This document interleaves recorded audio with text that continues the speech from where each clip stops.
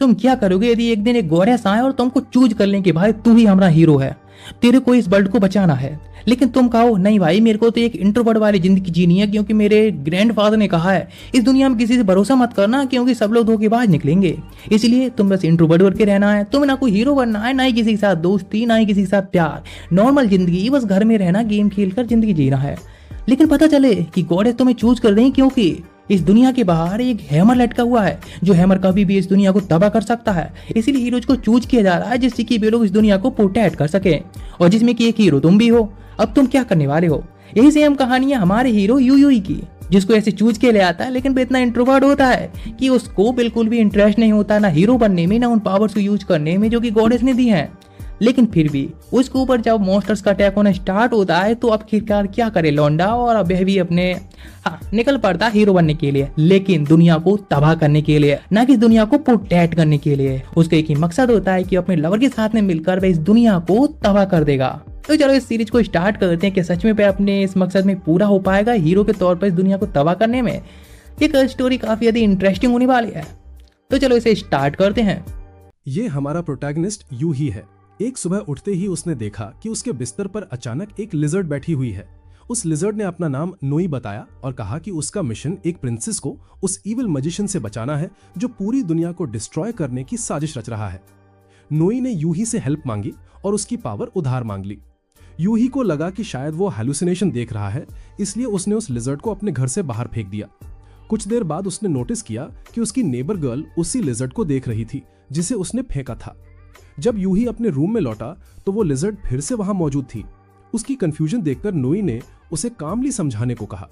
यूही ने नोई की टेल पकड़ ली और कहा कि ये उसका घर है और चूंकि उसने इनवाइट नहीं किया था, अगर नोई में जरा भी नाइटहुड है तो उसे तुरंत बाहर जाना चाहिए। लेकिन नोई ने उसे एडवाइस देना शुरू कर दिया, जिससे इरिटेट होकर यूही ने उसे फिर बाहर फेंक दिया। बाद में यूही स्कूल गया। उसे अब भी लग रहा था कि वो हेलुसिनेट कर रहा है, लेकिन फिर से नोई उसके शोल्डर पर प्रकट हुई, जिससे घबराकर यूही अपनी बाइक से गिर पड़ा। नोई ने बताया कि अब वे दोनों स्पिरिचुअली बाउंड है और एक दूसरे से दूर नहीं हो सकते। क्लास में टीचर ने यूही से उसकी चोटों के बारे में पूछा। यूही को एहसास हुआ कि कोई और नोई को देख नहीं सकता, इसलिए उसने कह दिया कि सुबह वो एक लिजर्ड से टकराकर गिर गया था और अब वही उसे परेशान कर रही है। जब कुछ स्टूडेंट्स ने टीचर का ध्यान डिस्ट्रैक्ट किया तब यूही वहां से खिसक गया। तब नोई ने उसे बताया कि उसका फॉर्म कोई और देख ही नहीं सकता और अगर उसे डाउट है तो अपने हाथ को चेक करे। यूही ने अपनी उंगली में एक रिंग देखी और चौंक गया कि वो उस रिंग से स्पेशल पावर इस्तेमाल कर सकता है। जब उसने पहली बार उस पावर का प्रयोग किया तभी उसकी टीचर उसे ढूंढते हुए आ गए।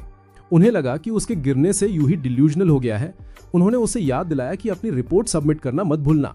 यूही ने वादा किया और फिर नोई से पूछा कि क्या ये एबिलिटी दूसरों के शरीर को कंट्रोल कर सकती है। जब नोई ने कंफर्म किया तो यूही ने सोचा कि इस पावर का उपयोग प्रैंक करने के लिए किया जा सकता है। उसने टीचर को चिढ़ाने के लिए उनकी स्कर्ट उठा दी। टीचर ने तुरंत पलटकर उसका पीछा करने की कोशिश की, लेकिन यूही भागकर घर पहुंच गया। फिर नोई ने उनके दो मेन टास्क बताए, प्रिंसेस को ढूंढना और वर्ल्ड को प्रोटेक्ट करना। यूही ने साफ इनकार कर दिया क्योंकि वो ऐसी बैटल में नहीं पड़ना चाहता था जिसकी कोई कदर ही ना हो। वो दुनिया बचाने जैसे बड़े काम से बचकर नॉर्मल लाइफ जीना चाहता था। नोई ने कहा कि उसके साथी और भी लोग हैं, लेकिन यूही को अपने ग्रैंडफादर की सलाह याद आई कि पीसफुल लाइफ के लिए दुश्मन या एलाय बनाने से बचना चाहिए। इसलिए उसने सोचा कि वर्ल्ड सेविंग किसी और को करने देना चाहिए और वो इस सबको इग्नोर करता हुआ खाने बाहर चला गया। उसी समय नोई को एनिमी प्रेजेंस का एहसास हुआ। यूही को लगा जैसे उसे स्टैब किया गया हो, लेकिन वुंड रियल नहीं था। नोई ने उसे ऑर्डर दिया कि वो भागे। दोनों ऊंचाई की तरफ दौड़े, लेकिन यूही जल्द ही थक गया और उनका सामना एक मड गोलम से हुआ। नोई के इंस्ट्रक्शंस के अनुसार यूही ने पावर का यूज करके एस्केप की कोशिश की। तभी अचानक उनकी नेबर गर्ल आ गई और उसने उस गोलम को पंच मारकर भगा दिया। नोई को इंस्टेंटली समझ आया कि यही वो प्रिंसेस है जिसकी उसे तलाश थी। उस लड़की ने अपना नाम हीना बताया और सोचा कि नोई ने यूही को काफी परेशान कर दिया होगा। उस शाम नोई ने यूही को उड़ने की ट्रेनिंग दी, लेकिन पानी में कंट्रोल बनाए रखना उसके लिए मुश्किल था क्योंकि पावर पूरी तरह फिजिकल स्ट्रेंथ पर डिपेंड करती थी। मतलब यूही को स्ट्रांग बनने के लिए डेली ट्रेनिंग करनी होगी। यूही को डाउट था कि वो नाइट बनने के योग्य है, लेकिन नोई ने कहा कि नाइट बनने और वर्ल्ड प्रोटेक्ट करने के साथ रिवॉर्ड्स भी मिलते हैं। यूही ने डिमांड की कि नोई उसे छोड़ दे ताकि वो नॉर्मल लाइफ जी सके, लेकिन नोई ने रिफ्यूज कर दिया। यूही ने उसे फिर बाहर फेंका, पर वो उसकी पीठ पर चिपकी रही। रात के खाने के लिए बाहर जाते वक्त अचानक उसे फिर वही क्रीचर महसूस हुआ। यूही को दोपहर की घटना याद आई और एहसास हुआ कि हीना एक प्रिंसेस होते हुए भी अभी फुली अवेकेंड नहीं थी और अपने असली नेचर से अनजान थी। यूही को ऐसा भी महसूस हुआ कि वो हिना से उस सुबह से पहले भी कहीं मिल चुका है।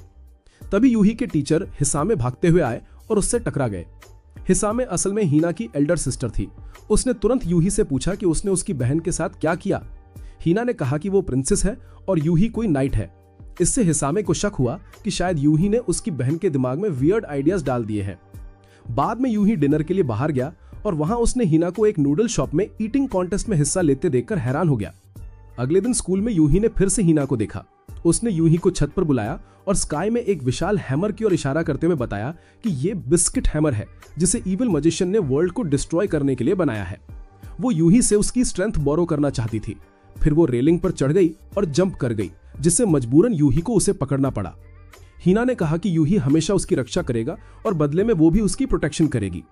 उसने ये भी कहा कि वो हैमर को इसलिए डिस्ट्रॉय करना चाहती है क्योंकि उसकी इच्छा है कि वो अपने हाथों से पूरी दुनिया को डिस्ट्रॉय करे। किसी तरह यूही उसकी सर्विस करने के लिए तैयार हो गया और दोनों साथ जर्नी पर निकल पड़े। लेकिन अचानक यूही को अपने ग्रैंडफादर की आवाज सुनाई दी, जो उसे अकेलेपन और न्यूट्रलिटी का लेसन याद दिला रही थी। जब यूही उस ट्रांस से बाहर निकला तो उसने सामने नोई का चेहरा देखा और तुरंत उसे दूर पुश कर दिया। इसके बाद स्टेमिना बढ़ाने के लिए रनिंग शुरू की। पार्क में अचानक उसकी मुलाकात फिर से हिना से हुई। कुछ पुशअप्स करने के बाद यूही की सांस फूलने लगी तो हिना ने उसे अपनी पीठ पर चढ़ने का ऑफर दिया। उसने बिना रुके सैकड़ों पुशअप्स पूरे कर दिए। बाद में उसने यूही को अपने घर डिनर पर बुलाया। वहां पहुंचकर यूही ने बाथरूम जाने का एक्सक्यूज किया, लेकिन गलती से उस रूम में चला गया जहां हिसामे थी। नतीजतन उसे डांट पड़ गई। हालांकि क्योंकि यूही हिना का गेस्ट था, हिसामे ने अनिच्छा से इस बात को इग्नोर कर दिया। फिर तीनों साथ में डिनर करने बैठे, जहां हिना ने बताया कि खाना उसकी सिस्टर ने बनाया है और पूछा कि नॉय क्यों नहीं खा रहा। नॉय ने कामली कहा कि वो डायरेक्टली यूही से एनर्जी लेता है और उसे खाना जरूरी नहीं है। यूही ने उसका मजाक उड़ाया, जिस पर नॉय ने पलटकर कहा कि उसे अपने जैसे लेजर्ड का मजाक नहीं बनाना चाहिए। उस पल यूही को एहसास हुआ कि वो दूसरों के साथ नॉर्मल रहने का एहसास कब से भूल चुका था।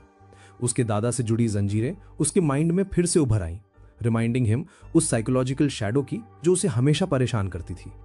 उस रात यूही ने फिर ट्रेनिंग शुरू किया और 4 सेकंड तक पानी पर टिकने में सफल हुआ, जो नोटिसेबल इंप्रूवमेंट था। लेकिन उसे अब भी लगा कि ये इनफ नहीं है। उसे डर था कि अगर मड गोलम से फिर सामना हुआ तो शायद वो पावरलेस हो जाएगा। नॉय ने यूही से पूछा कि उसकी कोई पर्सनल इच्छाएं हैं क्या, लेकिन यूही कुछ समझा ही नहीं पाया। ये सुनकर नॉय फ्रस्ट्रेट हो गया। यूही अपने फ्यूचर गोल्स को लेकर अनश्योर था, लेकिन अभी उसका एक ही विश था, दादा की शैडो से पूरी तरह मुक्त होना। बाद में उसने हिना से फिर मुलाकात की और पूछा कि वो दुनिया को क्यों डिस्ट्रॉय करना चाहती है। हिना ने जवाब दिया कि वो दुनिया पर पूरी तरह क्लेम चाहती है, लेकिन चूंकि उसके मरने के बाद भी ये वर्ल्ड एग्जिस्ट करेगा, इसलिए कभी भी पूरी तरह उसका नहीं हो सकता। इसी वजह से वो चाहती थी कि पहले ही हैमर से इसे नष्ट कर दे, ताकि उसे सचमुच लगे कि ये पूरी दुनिया उसकी है। उसने यूही को टेरेस पर बुलाया, जंप किया और अपनी एजिलिटी से उसे ऊपर खींच लिया। यूही उसकी स्पीड देखकर हैरान रह गया। हिना ने विश्वास जताया कि यूही एक दिन उससे भी ऊपर उड़ पाएगा। अगली सुबह दौड़ते हुए नॉय ने यूही को कहा कि उसकी करंट स्ट्रेंथ इतनी नहीं है कि वो एक गोलम को हरा सके। अगर कभी उसका पीछा किया जाए तो उसे नदी पार करके उसे डिस्ट्रैक्ट करना चाहिए, ताकि हिना के आने के लिए टाइम मिल सके। अचानक यूही ने अपने पीछे एक मड गोलम देखा। उसने गुस्से में नॉय को डांटा कि उसने पहले से वॉर्न क्यों नहीं किया, लेकिन नॉय ने समझाया कि उसे किसी किलिंग इंटेंट का एहसास नहीं हुआ था। वो क्रीचर रोड क्रॉस कर गया और यूही भागा, लेकिन गोलम ने जल्द ही उसे पकड़ लिया और अटैक कर दिया। जैसे ही उसका ब्लेड यूही को मारने वाला था, हिना नदी के दूसरी ओर दिखाई दी। हिना ने जल्दी से उस मॉन्स्टर पर एक कार फेंकी, लेकिन गोलम ने बचाव कर लिया। फिर भी उसने एज से जंप लगाई और एक पावरफुल किक मारी, जिससे गोलम हार गया। अगली सुबह यूही फिर से ब्रेकफास्ट के लिए हिना के घर गया, जिससे हिसामे थोड़ी नाराज हुई। यूही को महसूस हुआ कि अगर उसने ट्रेनिंग को सीरियस नहीं लिया तो उसका बचना मुश्किल हुआ। उसके बाद यूही के अंकल ने कॉल किया और बताया कि उसके ग्रैंडफादर हॉस्पिटल में एडमिट है और उससे मिलने आने को कहा। उन्होंने उसके लिए टिकट का इंतजाम करने की बात भी की, लेकिन यूही ने बहाने बनाते हुए कहा कि उसे अपनी पार्ट टाइम जॉब का शेड्यूल देखना होगा। असल में वो अपने दादा से सामना करने से बच रहा था। यूही नदी के किनारे पहुंचा और मोबिलिटी पर काम करने लगा, क्योंकि वो फाइट के लिए तैयार नहीं था। उसने नदी क्रॉस करने के लिए अपनी पावर का यूज किया, लेकिन कुछ कदम बाद ही पानी में गिर पड़ा। उस शाम उसे फीवर आ गया और उनके बॉन्ड की वजह से नॉय भी बीमार पड़ गया। आराम करते हुए यूही को याद आया कि कैसे उसके दादा की चेन्स उसे पानी के नीचे खींचती थी। अगली सुबह हिना उसके रूम में आई। अपनी वीकनेस पर शर्मिंदा होकर यूही ने अपॉलॉजी की और रिक्वेस्ट की कि हिना उसे अकेला ना छोड़े। हिना ने उसे भरोसा दिलाया कि वो भी पहले वीक रही है और उसे एनकरेज किया कि वो अपने दादा से मिले। यूही ने बताया कि वो अपने दादा से नाराज क्यों है। एक बार जब उसने किसी फ्रेंड को घर बुलाया, उसके दादा ने उसे चेन से बांधकर गोडाउन में बंद कर दिया। उनका बिलीफ था कि इंसानियत दुश्मन है और फ्रेंड्स इवेंचुअली बिट्रे करेंगे, इसलिए यूही को किसी से फ्रेंडशिप करने से मना किया गया था। यूही को डर था कि लौटने पर ये चेन्स वाली यादें फिर ताजा हो जाएंगी, लेकिन हिना ने वादा किया कि वो हर उस चीज को नष्ट कर देगी जो उसे बांधती है या डराती है। बाद में हिसामे भी यूही से मिलने आया और सबके लिए खाना बनाया। होश में आने के बाद यूही नदी पर लौटा और क्रॉसिंग का संकल्प लिया। हालांकि नॉय ने उसे जल्दी प्रोग्रेस करने को कहा, लेकिन यूही ने पीछे जंप किया और वाव किया कि वो एक दिन हैमर जीत लेगा। अगले दिन यूही अपने घर गया। नॉय ने याद दिलाया कि वो चाहे तो अपने दादा की बीमारी हील कर सकता है, लेकिन यूही ने कहा कि वो चाहता है कि उसके दादा मर जाए। 10 सालों तक उसके दादा ने उसे 3 प्रिंसिपल्स पर पाला था। दुश्मन सामने से वार करेंगे, दोस्त पीठ में छुरा घोंपेंगे और इंसानियत सिर्फ गार्बेज है। इसलिए यूही को किसी से फ्रेंडशिप करने से मना किया गया था। घर पहुंचकर नॉय ने पूछा कि यूही लिविंग रूम में क्यों है। यूही ने बताया कि जब से वो कॉलेज जाने लगा, उसके अंकल का फैमिली उसके दादा के साथ रहने आ गया। नॉय ने पेरेंट्स के बारे में पूछा, लेकिन यूही के कजिन ने बीच में ही उसे खाने पर बुला लिया। फिर यूही ने अपने फादर की मेमोरियल पर ले गया और बताया कि उसके फादर पुलिस ऑफिसर थे जो अचानक लापता हो गए। मंथ्स बाद पुलिस ने एक स्मगलर को पकड़ा जिसने कन्फेस किया कि उसने एक ऑफिसर को किल करके पहाड़ पर दफना दिया। वही ऑफिसर यूही का पिता था। उस ग्रीफ से उसकी मां भी गायब हो गई। तब से उसके दादा का इंसानियत से ट्रस्ट उड़ गया और उन्होंने यूही को वार्निंग दी कि वो अपने पिता की तरह मिस्टेक ना करे। अगर यूही कभी उनकी बात ना मानता तो उसे 3 दिनों तक चेन्स में बांधकर बंद कर दिया जाता। नॉय ने पूछा कि यूही असल नफरत किससे करता है, उस क्रिमिनल से जिसने उसके पिता की हत्या की, उस मां से जिसने उसे छोड़ दिया, या उस दादा से जिसने उसे टॉर्चर किया। यूही ने कहा कि उसे उस दुनिया से नफरत है जिसने हालात बनाए। नॉय ने वार्न किया कि ऐसी हैट्रेड उसे और दुख देगी। इस पर यूही ने बिटरनेस से कहा कि वो पहले से ही बहुत दुखी है। अगली मॉर्निंग यूही का कजन उसे उसके ग्रैंडफादर से मिलने ले गया। अकेला छोड़कर दादाजी यूही के पास आए और बोले कि वो कितना स्ट्रांग हो गया है। यूही को हैरानी हुई जब उसके दादा ने हेड डाउन करके माफी मांगी और एक्सेप्ट किया कि उसके साथ बैड बिहेवियर करना उनकी बड़ी गलती थी। उन्होंने मान लिया कि शायद यूही उन्हें कभी फॉरगिव ना करे। यह सुनकर यूही के भीतर इमोशंस का तूफान उठ गया। उसने गुस्से में कहा कि एक सिंपल सॉरी पास्ट के सारे जख्म मिटा नहीं सकता। अपने सारे फ्रस्ट्रेशन उस पर निकालने का आरोप लगाते हुए यूही वहां से स्टॉर्म की तरह बाहर निकल गया। भागते भागते अचानक उसका सामना एक मड गोलम से हुआ। नॉय ने तुरंत उसे निर्देश दिया कि वो पहाड़ की ओर भागे। कुछ देर चेस के बाद यूही ने नोटिस किया कि गोलम की स्पीड भले ही कम थी, लेकिन उसकी स्टैमिना एंडलेस थी, जिससे ये एंड्योरेंस बैटल उसके लिए हार का खेल बन गया। काउंटर अटैक भी यूजलेस लगा क्योंकि उसकी ताकत गोलम के सामने ऐसे थी जैसे टैंक पर वुडन शॉट चलाना। अचानक गोलम ने दूरी कम की और वार कर दिया। यूही बेतहाशा बचते बचाते पानी में गिर पड़ा और किनारे पर बहकर आ गया। वो बेहोश होने ही वाला था, तभी उसने हीना को देखा। उसने एक्सेप्ट किया कि उसने हमेशा अपने दादा की चेन से भागने की कोशिश की, लेकिन अब रियलाइज किया कि वो उनके बिना भी नहीं रह सकता। उसने अपने लिए नई जंजीर बनाने की इच्छा जताई और हीना की आज्ञा ली। वो जानता था कि ये इल्यूजन है, लेकिन मरने से पहले हीना को देखकर उसे शांति मिली। हीना ने उसे मोटिवेट किया, जिंदा बचने पर रिवॉर्ड देने का वादा किया और उसे एक्शन लेने के लिए इंस्पायर किया। होश आने पर यूही को यकीन हो गया कि वो जीत सकता है। उसने एक रॉक उठाई, उसमें पावर चैनल की और गोलम को चोट पहुंचाई। भले ही ये माइनर डैमेज था, लेकिन इससे उसे विश्वास हुआ कि जब तक डैमेज दे सकता है, जीत भी सकता है। एक चट्टान के पास कॉर्नर होकर यूही ने छलांग लगाई और अपनी एबिलिटी से इंपैक्ट रिड्यूस करके सेफली उतर गया। गोलम पीछे आया, लेकिन यूही ने अपनी ताकत से उसका सिर ग्राउंड पर पटका और उसे स्मैश कर दिया। जैसे ही वो जीत सेलिब्रेट करने लगा, उसका कजिन कॉल करके बोला कि दादाजी की हालत क्रिटिकल है। यूही ने दादाजी को ब्रीफली देखा, फिर वहां से निकल गया, ये सोचकर के 10 साल का अब्यूज कुछ महीनों की रिपेंटेंस से मिटाया नहीं जा सकता। उसका मानना था कि दादा ने उसे कभी लव नहीं किया, लेकिन नॉय ने कहा कि उनका बिहेवियर चाहे कितना ट्विस्टेड क्यों ना हो, फिर भी अफेक्शन से प्रेरित था। जब यूही ने अपने पेरेंट्स के जिंदा रहने के दौरान दादा संग बिताए हैप्पी मोमेंट्स याद किए, तो उसके दिल में भी एक स्पार्क ऑफ लव जग उठा। इसी वजह से उसने नॉय से दादाजी को बचाने की डिमांड की। यहीं उनका कॉन्ट्रैक्ट ट्रूली सील हो गया। शहर लौटते हुए यूही की मुलाकात अपने सबकॉन्शियस में हीना से हुई। वहां उसने उसे किस देकर रिवॉर्ड करने का फैसला किया, लेकिन इससे पहले ही वो गायब हो गई, जिससे यूही जाग गया और डिसअपॉइंटेड हुआ। बाद में जॉगिंग के दौरान हीना के साथ ट्रेनिंग करते हुए यूही ने 50 पुशअप्स पूरे किए, जिससे उसका कॉन्फिडेंस और बढ़ा कि अब वो गोलम से ज्यादा इफेक्टिवली लड़ सकेगा। तभी एक आदमी आया और खुद को एलाय ऑफ जस्टिस हांजेत्सु बताया। उसके साथ लूडो नाम का डॉग भी था। ग्रुप का एहसास हुआ कि हांजेत्सु भी एक नाइट है। हांजेत्सु ने कहा कि वो उन्हें कुछ समय से ऑब्जर्व कर रहा था, लेकिन अब तक मिलने का चांस नहीं मिला। उसने माफी मांगी और अगेन मिलने का वादा किया। स्कूल में यूही ने नाय से पूछा कि क्या वो लूडो को जानता है। नॉय ने यूही को मिलने से पहले की अपनी मेमोरीज बताई। दोपहर में यूही हांजेत्सु की स्ट्रेंथ के बारे में सोच रहा था, मानते हुए कि शायद वो इतना पावरफुल ना हो। घर लौटते समय यूही ने देखा कि हिना का पर्स अचानक हांजेत्सु ने छीन लिया। हिना ने रिटेलिएट किया और हमला किया, लेकिन हांजेत्सु ने आसानी से डॉज कर लिया। लूडो ने समझाया कि हांजेत्सु स्किल्ड मार्शल आर्टिस्ट है और ऑर्डिनरी टेक्निक्स उस पर काम नहीं करती। यूही बीच में आना चाहता था, लेकिन वो हिम्मत नहीं जुटा पाया, इसलिए उसने बार्गेन के तौर पर लूडो का इस्तेमाल करके हांजेत्सु को रोका। तभी हिना ने उसे किक मारकर दूर कर दिया। हांजेत्सु ने हंसते हुए कहा कि वो बस हिना की स्ट्रेंथ टेस्ट कर रहा था और उसे वार्न किया कि सिर्फ फिजिकल पावर पर डिपेंड करना खतरनाक हो सकता है। उस रात यूही और हिना ने ड्रीम में फिर बात की, जहां यूही को फाइनली वो किस मिला जिसकी उसे चाहत थी। इससे उसका रिजॉल्व और स्ट्रांग हो गया कि वो हिना का सबसे भरोसेमंद साथी बनेगा। अगली सुबह दौड़ते हुए हिना उस ड्रीम को याद कर ब्लश कर गई, जबकि यूही सचमुच खुश था। पार्क में फिर हांजेत्सु से मुलाकात हुई। हिना अभी भी प्रीवियस दिन की नाराजगी लिए उसे ड्यूल के लिए चैलेंज कर बैठी। जब दोनों लड़ रहे थे, यूही ने लूडो से पूछा कि वो आखिरी बार नॉय से कब मिला था। लूडो ने सवाल टाल दिया और कहा कि यूही की आंखों में वो विजन नहीं है जो सचमुच वर्ल्ड को प्रोटेक्ट करना चाहती हो। ये सुनकर यूही और लूडो के बीच हीटेड बहस हुई और अंत में फाइट भी हो गई। कुछ देर बाद सभी थककर रुक गए, सिर्फ हांजेत्सु काम खड़ा रहा। हांजेत्सु ने कैजुअली हिना से पूछा कि क्या उसने कोई मांगा पड़ी है और उधार लेने की बात की। हिना के घर जाकर हांजेत्सु ने हिसामे को देखा और पहली नजर में उस पर दिल हार बैठा। हालांकि हिसामे इनडिफरेंट रहा और उसने बस हिना से कहा कि उसे ब्रेकफास्ट के लिए अंदर बुला लो। खाना खाने के बाद हांजेत्सु ने कुछ मांगा बोरो की और निकल गया। इस बीच यूही ने डिसाइड किया कि वो हांजेत्सु को वर्ल्ड डिस्ट्रक्शन वाली प्लान के बारे में नहीं बताएगा। हिना को इस बात से फर्क नहीं पड़ा, क्योंकि उसके लिए सिर्फ यूही का साथ होना काफी था। यूही को रिलीफ हुआ कि हिना सचमुच एक एंजल जैसी है। तभी अचानक एक शॉप के बाहर मड गोलम प्रकट हुआ और यूही पर हमला करने लगा। उसके सारे एफर्ट्स फेल हो रहे थे, क्योंकि गोलम बार बार उसके पास आकर अटैक कर रहा था। तभी हांजेत्सु आया, उसने गोलम के स्ट्राइक्स ब्लॉक किए और उसकी कमजोर स्पॉट यानी आंखों पर वार किया। कुछ ही देर में उसने क्रीचर को खत्म कर दिया।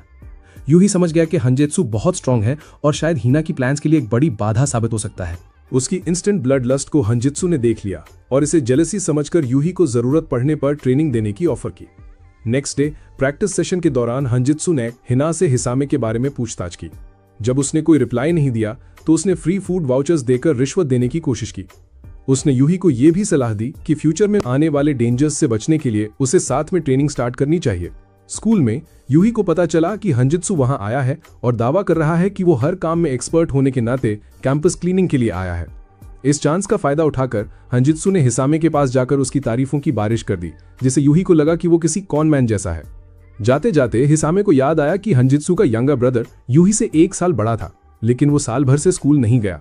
क्यूरियोसिटी से यूही ने हांजेत्सु से पूछा। हांजेत्सु ने कैजुअली कहा कि उसका भाई कुछ समय से विदेश में था। हिसामे की जिज्ञासा सुनकर हांजेत्सु तुरंत उससे बात करने के लिए दौड़ा चला आया। यूही को एहसास हुआ कि हांजेत्सु से निपटने का बेस्ट तरीका हिसामे को ही बेट बनाना हो सकता है, लेकिन नोई यूही की इस चाइल्डिश सोच से नाराज थी और उसे डांटते हुए कहा कि वो एक स्पॉइल्ड किड की तरह बिहेव कर रहा है, जो अपनी नापसंद चीजों को डिस्ट्रॉय करना चाहता है। यूही ने बहस नहीं की, क्योंकि वो जानता था कि ये सच है। घर लौटकर उसने देखा कि हांजेत्सु पहले से ही उसके लिविंग रूम में कैजुअली बैठा हुआ है। लूडो ने तो यूही की किताबों की अलमारी पर अपना टेरिटरी मार्क करने की कोशिश भी कर डाली, जिससे उसे इंटरवीन करना पड़ा। हांजेत्सु ने प्रपोज किया कि वे साथ में एनिमे देखें, ताकि यूही को हिना के साथ बातचीत के लिए और भी इंटरेस्टिंग टॉपिक्स मिल जाए। नेक्स्ट मॉर्निंग ब्रेकफास्ट के लिए हिना के घर जाते समय यूही और हांजेत्सु की अचानक उसके पिता से मुलाकात हो गई। हाल ही में यात्रा से लौटे उनके फादर पहले तो 2 अजनबियों को देखकर हैरान हुए, लेकिन जब पता चला कि ये उनकी बेटी के फ्रेंड्स हैं तो उन्होंने वार्म वेलकम किया। उस दिन लेटर हांजेत्सु ने यूही को ड्रिंक्स के लिए बाहर बुलाया और इंसिस्ट किया कि हिसामे तब तक नहीं जाएगी जब तक यूही उसके साथ ना आए।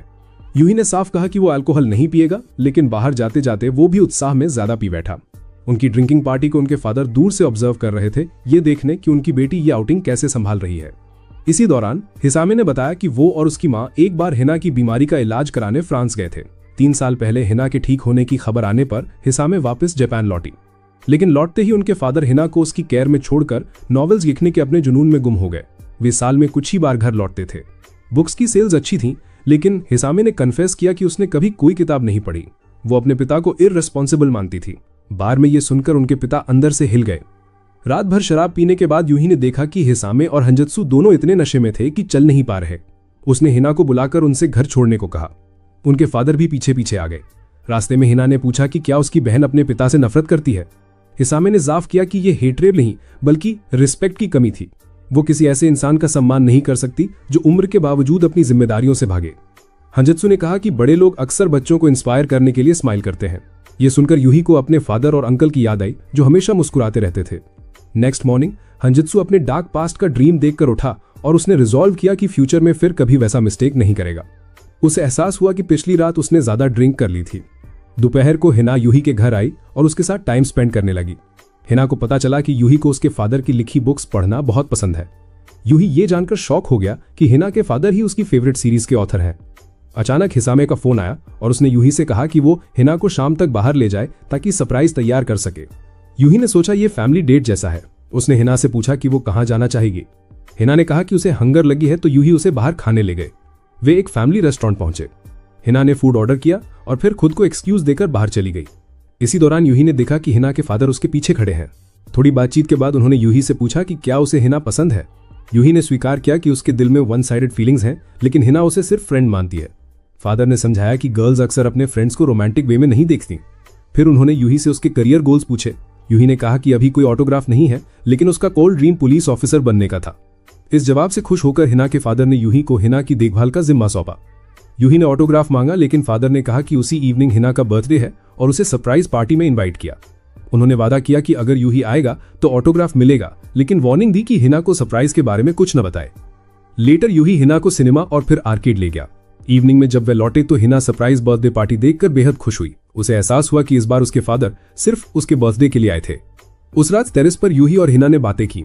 हिना ने बताया कि हालांकि वो भी ग्रो अप करना चाहती है, लेकिन उसे कभी मौका नहीं मिलेगा। उसने रिवील किया कि उसकी अचानक रिकवरी एक स्पिरिट क्वीन के उसकी बॉडी में बसने और उसे पावर देने की वजह से हुई थी, लेकिन जैसे ही वॉर खत्म होगा वो फिर से अपनी कमजोर अवस्था में लौट आएगी। यही रीजन था कि वो पूरी दुनिया को अपने साथ ले जाना चाहती थी। नेक्स्ट मॉर्निंग उनके फादर फिर से चले गए। उन्होंने यूही और हिना के ग्रोथ का रिस्पॉन्सिबिलिटी हंजित्सु को सौंप दिया। उन्होंने कहा कि भले ही हंजित्सु खुद को ऑर्डिनरी मानता हो, लेकिन वे उसकी जस्टिस वाली स्पिरिट की अप्रिशिएशन करते हैं। जाते समय उन्होंने हंजित्सु को 2 मूवी टिकट्स दी ताकि वो हिसामे को बाहर ले जा सके। हंजित्सु को बहुत खुशी हुई क्योंकि उसे लगा कि ये जेस्चर उसके फादर की अप्रूवल का संकेत है। उस शाम हंजित्सु ने देखा कि यूही उसके अंडर ट्रेनिंग लेने में हेजिटेंट था। यूही ने एक्सप्लेन किया कि अगर वो हंजित्सु से प्रैक्टिस भी करता है तो वो केवल बोरोड नॉलेज ही होगा। वो अपनी एबिलिटीज को कंट्रोल करने का खुद का तरीका खोजना चाहता था। फिर हंजित्सु ने यूही को ड्रिंक्स के लिए इनवाइट किया। लौटते समय हंजित्सु ने यूही से पूछा कि क्या उसने अपनी टेक्निक का कोई नाम सोचा है, लेकिन यूही ने इस बारे में ज्यादा सोचा ही नहीं था। हंजित्सु ने एडमिट किया कि वो यूही जैसी एस्केप फोकस्ड एबिलिटी चाहता है और माना कि वो अपनी लिमिटेशंस को समझता है। वो जस्टिस का सपोर्टर था, लेकिन ऐसा इंसान नहीं था जो हर बार दूसरों को बचाने के लिए खुद को सैक्रिफाइस कर दे। बचपन से उसके फादर ने उसे जस्टिस को प्रायोरिटी देना सिखाया था और उसने इनोसेंटली अपने पिता की इस बिलीफ पर ट्रस्ट किया कि हार्ड ट्रेनिंग से वो उड़ना भी सीख सकता है। आखिरकार उसे एहसास हुआ कि ये सोच कितनी फूलिश थी। यूही ने देखा कि हंजित्सु का मानना था कि उड़ने में सक्षम होना मतलब है कुछ भी अचीव कर लेना, लेकिन कम से कम हंजित्सु इतना मैच्योर था कि वो पॉसिबल और इम्पॉसिबल में फर्क समझता था और उसने हर हाल में अपना बेस्ट देने का संकल्प लिया। नेक्स्ट डे यूही ने हंजित्सु की बातों पर गौर किया, खासकर जब उसने पूछा कि क्या हिना के साथ देने के लिए यूही के मौजूदा एफर्ट्स सचमुच उसका बेस्ट हैं। इसने यूही को मोटिवेट किया कि वो हंजित्सु से ट्रेनिंग मांगे और थोड़ा स्ट्रॉन्गर बने ताकि हिना को सपोर्ट कर सके। यूही ने हंजित्सु से यह भी पूछा कि उसने जस्टिस हीरो बनने का सपना क्यों छोड़ दिया। हंजित्सु ने जवाब दिया कि रीजन ये था कि वो उड़ नहीं सकता था, लेकिन यूही जानता था कि इतनी छोटी बात पर हंजित्सु अपना रास्ता नहीं छोड़ेगा। फिर हंजित्सु ने एक डोर की स्टोरी सुनाई जिसे वो फैमिली मानता था। एक दिन वॉक के दौरान उसने एक किड को सड़क पर दौड़ते हुए देखा जो कार से टकराने ही वाला था। हालांकि वो एक पल के लिए हेजिटेंट हुआ, लेकिन डॉग ने बिना रुके लड़के को बचाने के लिए दौड़ लगाई और अपनी जान दे दी। हंजित्सु ने अपनी हेजिटेशन के लिए खुद को ब्लेम किया और माना कि वो हीरो बनने के लायक नहीं है। उसने ये भी माना कि हिना और यूही किसी ऐसी योजना पर काम कर रहे हैं जो उन्हें एनिमीज बना सकती है। फिर भी उसने पूछताछ नहीं की और यूही से रिक्वेस्ट किया कि वो हिना के लिए एक हीरो बने और स्ट्रॉन्गर हो। ल्यूडो ने यह भी कहा कि अगर यूही हंजित्सु को हरा देगा तो वो उसे नोई के पास्ट के बारे में बताएगा। थोड़ी देर बाद ग्रुप को एक क्ले गोलम की प्रेजेंस का आभास हुआ और उन्होंने चेक करने का फैसला किया। हिना भी रास्ते में उनके साथ जुड़ गई। जैसे ही उनका सामना गोलम से हुआ उसने तुरंत अटैक किया, लेकिन हंजित्सु ने उसे दूर फेंक दिया। हिना ने भी एक पावरफुल किक मारी, लेकिन गोलम एस्केप कर गया। यूही ने फिर उसे ढूंढने के लिए अलग होने का सुझाव दिया और हंजित्सु के साथ पेयर बना लिया। उसने कहा कि गोलम्स हमेशा हिना की बजाय उसे टारगेट करते हैं और ये भी कि वो उसे देखकर भागा था। इससे क्लियर है कि वो दोबारा उसके पीछे आएगा। यूही ने एडमिट किया कि वो वीक महसूस कर रहा है और डरता है कि कहीं वो ग्रुप को खतरे में न डाल दे, लेकिन हंजित्सु ने उसे अश्योर किया कि अपनी लिमिट्स को एक्सेप्ट करना ही स्ट्रेंथ की तरफ पहला स्टेप है। हंजित्सु ने बताया कि वो अक्सर ड्रीम्स में खुद को यूही की प्रोग्रेस में रुकावट बनते हुए देखता है, जिससे उसकी इंस्टिंक्ट कहती है कि यूही एक दिन उससे आगे निकल जाएगा। उसी समय उसने डिसाइड किया कि वो यूही को टफ ट्रेनिंग देगा। सर्च के दौरान गोलम ने फिर यूही को टारगेट किया, लेकिन वो उसके अटैक से बच निकला। धीरे धीरे वो और करीब आने लगा और जब यूही लड़खड़ा गया तो गोलम ने उस पर झपट्टा मारा। हंजत्सु ने बीच में आकर यूही को बचा लिया, लेकिन खुद एक जोरदार चोट खा गया। वो हिल से नीचे गिरकर बैडली इंजर्ड हो गया और लूडो को अपनी अंतिम इच्छा पूरी करने की जिम्मेदारी सौंप दी। गायब होने से पहले हंजत्सु ने यूही से कुछ वर्ड्स कहे, जिससे वो शॉक में आ गया। उसी समय हिना वहां पहुंची और एक पंच से गोलम को खत्म कर दिया, जिससे पहाड़ का एक हिस्सा ढक गया। हंजत्सु की मौत की खबर न्यूज में भी प्रसारित हो गई। नेक्स्ट फ्यू डेज हिना ने खुद को इंटेंस ट्रेनिंग में झोंक दिया और अक्सर हंजत्सु का जिक्र करती रही। इसी बीच हिसामे यूही से बात करने आई। उसने एडमिट किया कि शायद हंजत्सु के लिए उसके दिल में कुछ फीलिंग्स थी, क्योंकि उसकी मौत की खबर सुनकर उसकी आंखों में आंसू आ गए थे। ये सोचकर कि यूही भी दुखी है, उसने उसे हक करने की कोशिश की। यूही ने स्वीकार तो किया, लेकिन उसे छूने से खुद को रोक नहीं पाया, जिससे हिसामे ने उसे दूर धकेल दिया। इसके बावजूद बाद में दोनों ने हंसी मजाक किया। हालांकि हिसामे रोई, लेकिन उसने स्मार्ट बनने के लिए मुस्कुराने की कोशिश की। जब यूही घर लौटा तो नोई ने उसे एनकरेज किया कि अगर उसे रोने की जरूरत हो तो वो रो ले। यूही को याद आया कि उसने कभी हंजत्सु के गायब हो जाने की विश की थी, लेकिन अब वो ऐसा महसूस नहीं करता। अचानक उसके पीछे कोई प्रकट हुआ और उसने अपना इंट्रोडक्शन मिकाजुकी के रूप में दिया, जो हंजत्सु का यंगर ब्रदर और क्रोमो का एक नाइट था। मिकाजुकी यूही से डुएल करना चाहता था, लेकिन जब यूही ने रिफ्यूज कर दिया तो मिकाजुकी रोता हुआ भाग गया। नेक्स्ट मॉर्निंग यूही नाश्ते के लिए अपनी बहन के घर गया और वहां मिकाजुकी को पाया। वो हंजत्सु से उधार लिया गया मैंगा लौटाने आया था और हिसामे द्वारा यूही के लिए बनाए गए फूड का हिस्सा भी खा लिया। स्कूल में यूही को यह जानकर सरप्राइज हुआ कि मिकाजुकी ना सिर्फ उसकी क्लास में ही है, बल्कि उसके कई क्लासमेट्स उसे बहुत पसंद करते हैं। बाद में यूही को मिकाजुकी के साथ बैठकर बात करने का मौका मिला। हंजत्सु की मौत के बावजूद मिकाजुकी ज्यादा सैड नहीं दिखा। उसने यूही को ट्रस्ट दिलाया कि हंजत्सु की मौत उसकी गलती नहीं थी, क्योंकि हंजत्सु भी आखिरकार एक इंसान ही था। मिकाजुकी ने यूही से कहा कि वो हंजत्सु की डेथ पर ज्यादा ध्यान ना दे, क्योंकि उनका असली मिशन प्रिंसेस और दुनिया की रक्षा करना अभी बाकी है।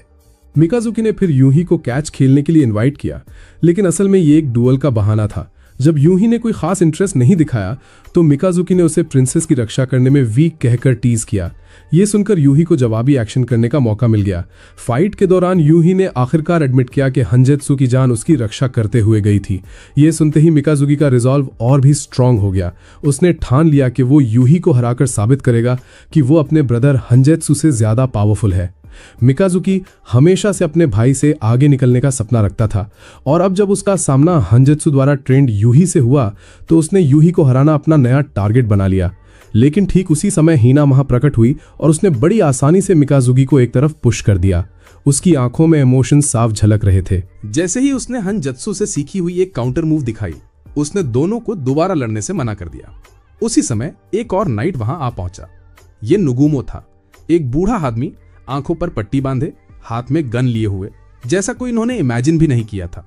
नुगुमो ने बताया कि कुल 12 नाइट्स हैं। अब तक यूही का सामना 3 और नाइट से हो चुका था, आउल, ब्लैक कैट और स्नेक। नुगुमो ने उन्हें बिस्किट हैमर से पृथ्वी की रक्षा करने की अपने सीक्रेट ड्यूटी की याद दिलाई और एनिमीज का सामना करते समय बलिदान देने के लिए तैयार रहने की चेतावनी दी। ये कहते हुए कि वो उन्हें फ्यूचर में फिर से देखेगा, नुगुमो वहां से चला गया और मिकाजुकी उसके पीछे पीछे हो लिया। जैसे ही यूही और उसका ग्रुप घर की ओर बढ़ा, यूही ने हीना को उसका गोल पूरा करने में हेल्प करने के लिए शेष 10 नाइट से लड़ने की संभावना पर सोचा। हीना को भी विश्वास था कि यूही एक दिन उन्हें चैलेंज करेगा और हरा देगा। इसी बीच मिकाजुकी, जैसा अनुमानित था, नुगुमो से डुएल के लिए मिला, लेकिन जल्द ही यूही से शिकायत करता लौट आया कि नुगुमो उसके घोड़े की तरह बहुत फास्ट है। यूही ने उसकी कंप्लेंट इग्नोर कर दी और उससे कहा कि वो अपने रूम से बाहर जाए और उस कैबेज प्लांट का पेमेंट करे जो उसने खा लिया था। बाद में यूही बिस्तर पर लेटा सोच रहा था कि हंजत्सु की लास्ट विश क्या रही होगी। अगली सुबह यूही ने पहाड़ पर 2 मिट्टी के गोलेम देखे। हीना तक पहुंचने में असमर्थ होने पर उसने नुगुमो से कांटेक्ट किया, जिसने ग्रुप को सलाह दी कि एक समय में सिर्फ एक गोलेम पर फोकस करें, क्योंकि अकेले उनसे फाइट करना बहुत रिस्की है। यूही को नोई की पिछली एडवाइस याद आई कि नाइट्स को हमेशा कोऑपरेट करना चाहिए। इसी बीच नुगुमो का सामना फिर से मिकाजुकी से हुआ। मिकाजुकी ने गोलेम की पोटेंशियल स्ट्रेंथ को पहचाना, लेकिन फिर भी पहले नुगुमो को चैलेंज करने पर जोर दिया। दूसरी तरफ हीरा ने एक गोलेम को जल्दी ही खत्म कर दिया। उसकी कमजोरी देखकर हैरान रह गई।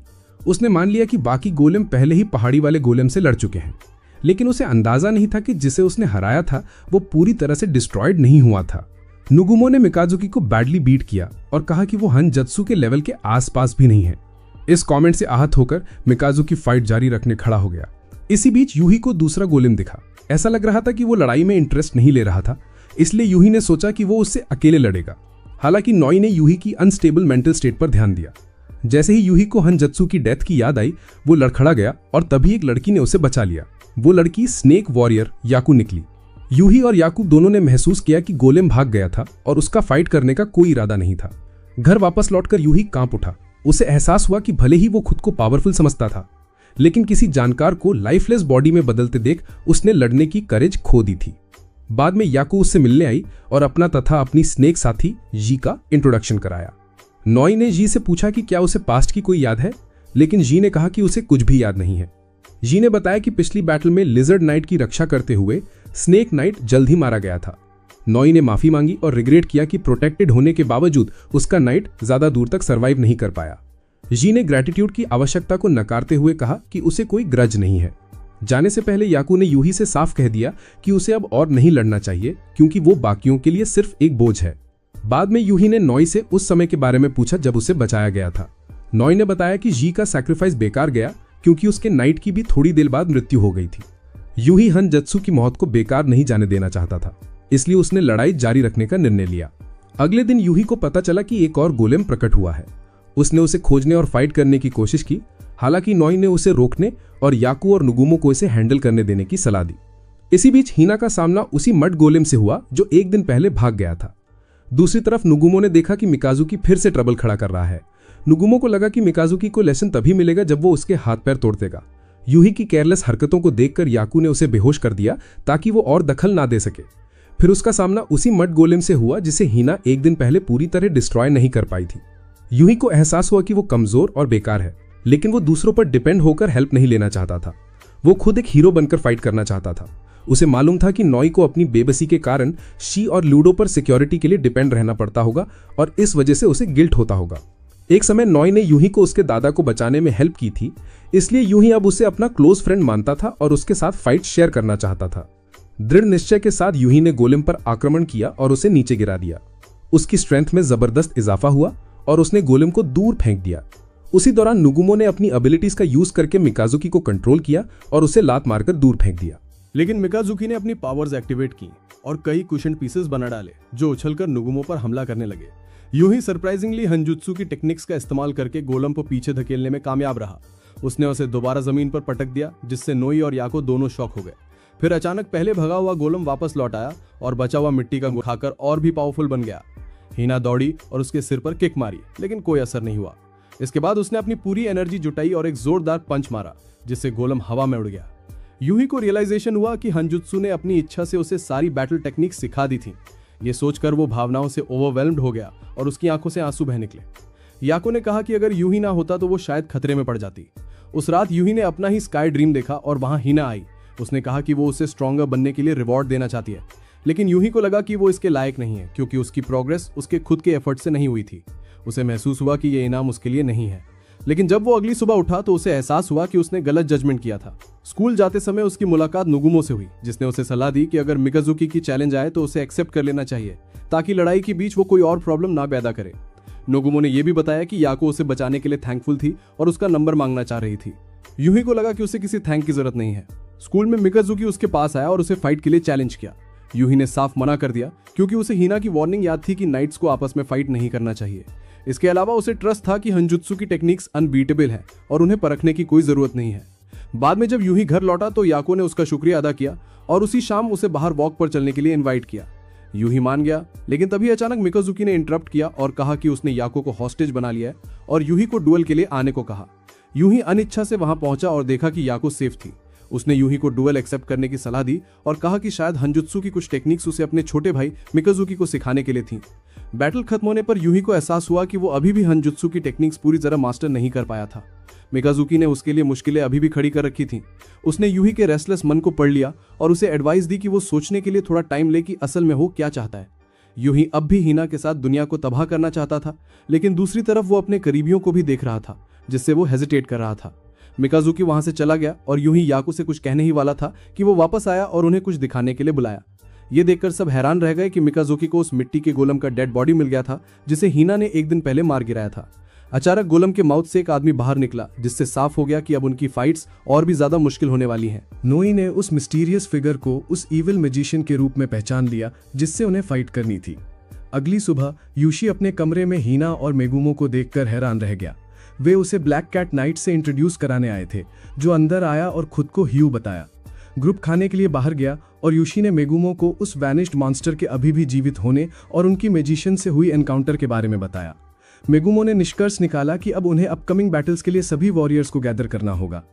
यूशी ने आउल नाइट के बारे में पूछा तो मेगुमो ने समझाया कि आउल अभी बच्चा है और बैटल के लिए सूटेबल नहीं है।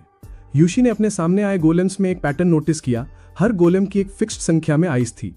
हालांकि उसने 1 आइट से लेकर 7 आइट गोलम तक देखे थे, उसे एहसास हुआ कि उसने कभी 6 आइट गोलम का सामना नहीं किया।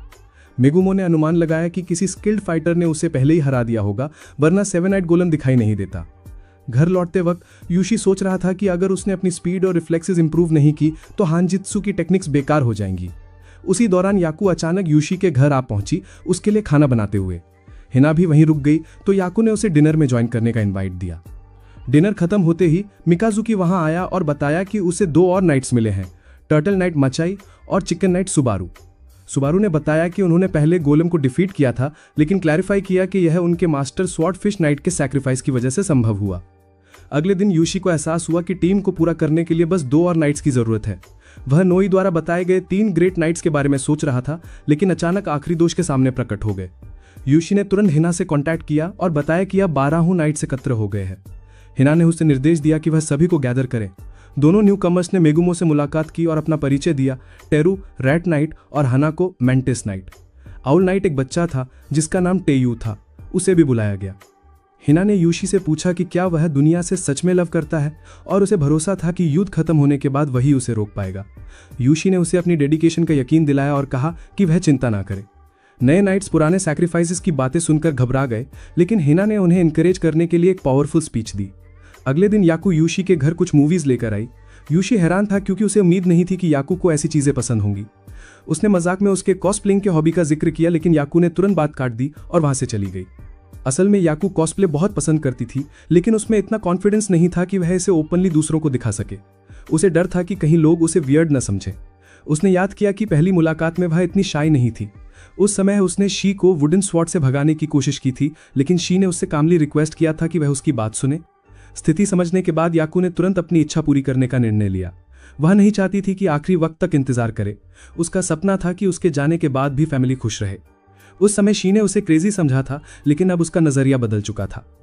इसी बीच यूशी और हिना मॉर्निंग ट्रेनिंग के दौरान नागुमो से मिले। बेरोजगार होने के बावजूद नागुमो ने उन्हें नाश्ते पर इन्वाइट किया। ब्रेकफास्ट के दौरान नागुमो ने बताया कि उसकी एक वाइफ और एक सन है, लेकिन अब वे अलग हो चुके हैं। वह पहले पुलिस ऑफिसर हुआ करता था, लेकिन हाल ही में रिजाइन कर दिया था। नागुमो नाइट तब बना जब वह एक हियरिंग में था जहां एक अटैकर निर्दोषों को टारगेट कर रहा था। उसी दौरान हॉर्स नाइट से उसकी मुलाकात हुई। एक दिन पेट्रोलिंग के दौरान उसने घोड़े को खुद से बात करते हुए सुना। थोड़ी देर बाद उसे अपने सबऑर्डिनेट की चीख सुनाई दी और वह क्रिमिनल को पकड़ने दौड़ा। हालांकि उसका साथी घायल था, लेकिन वे क्रिमिनल को पकड़ने में कामयाब रहे। मगर स्टेशन पहुंचने पर नागुमो को पता चला कि वह पुलिस प्रमुख का बेटा था, जिसे उसके पिता ने बचा लिया।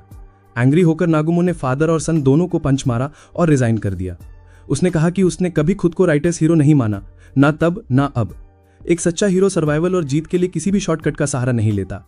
उस रात को यूशी को ड्रीम में फिर से हिना दिखाई दी। हिना ने बताया कि ड्रीम वर्ल्ड उसी की क्रिएशन है और वह जिसे चाहे उसमें बुला सकती है। इसी बीच ब्लैक कैट नाइट ह्यू भी मैजिशियन एनिमस के डोमेन में प्रवेश कर सकता है। यह पता चला कि ह्यू और एनिमस पहले से एक दूसरे को जानते थे। कैट फेमिलियर इस बात से वाकिफ था, लेकिन ह्यू कंफ्यूज था कि एनिमस उसमें इतने इंटरेस्ट क्यों ले रहा है। बाद में ह्यू ने हिसामी से टाइम ट्रैवल और उसकी थ्योरीज के बारे में जानने की कोशिश की। हालांकि उस युग में ऐसी बातें असंभव लगती थी, लेकिन लौटते वक्त उसकी मुलाकात खुद एनिमस से हो गई।